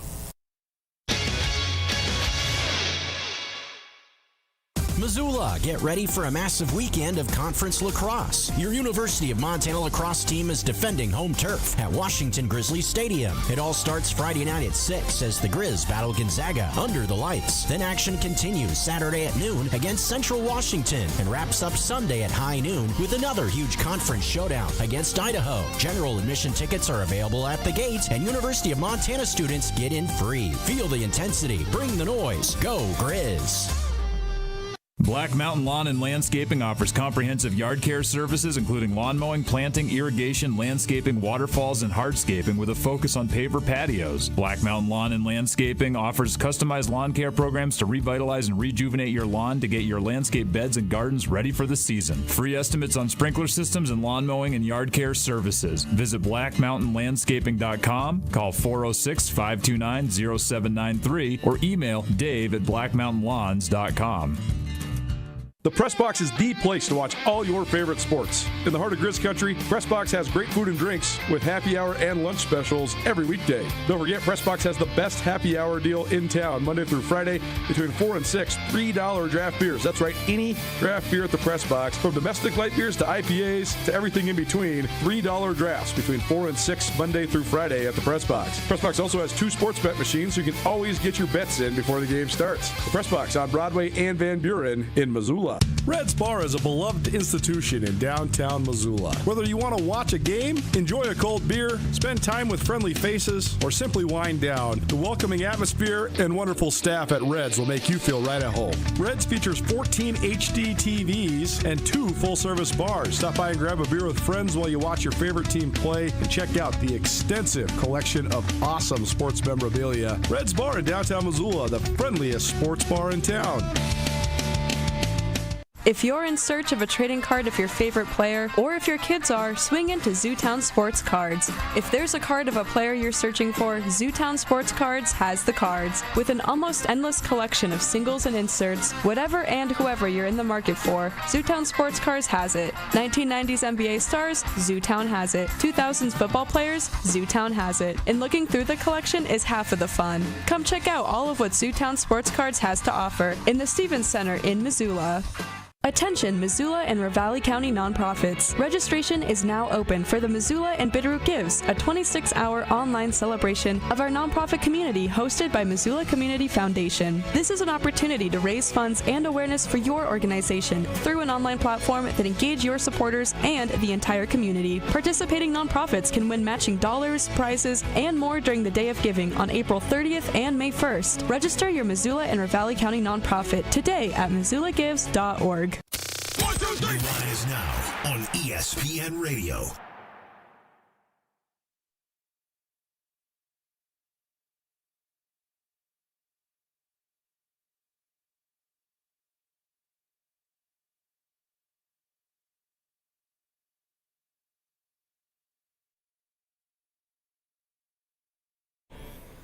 Great DJing from the man behind the glass today. I forgot to fill out the playlist. I, in fact, sent him 2 outlines and didn't even realize I didn't delete the top one. But, it's a live show.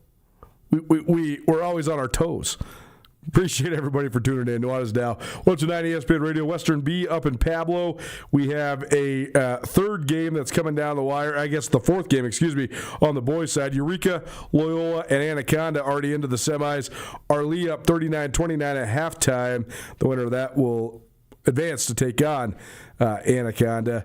Girls games of the Western B, including Loyola, will play out later on this evening up there in Pablo.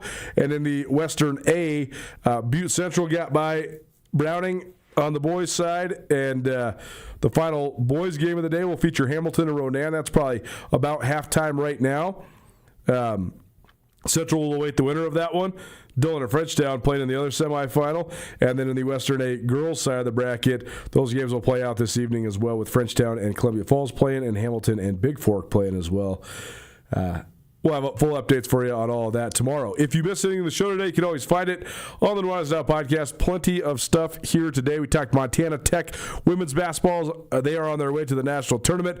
We also heard from Manhattan Christian boys basketball. We also heard from Grizz hoops, and we also heard from the new defensive coordinator for the Grizz football team, Eric Sanders. All of it on the podcast, available on all your various podcast hosting platforms. Tomorrow, Rajim Seabrook, Carol Matigas No Sports, an update on lacrosse, and whatever else we get to. We'll see you at 4 p.m. tomorrow. It's been Nuanez Now, 102.9 ESPN Radio.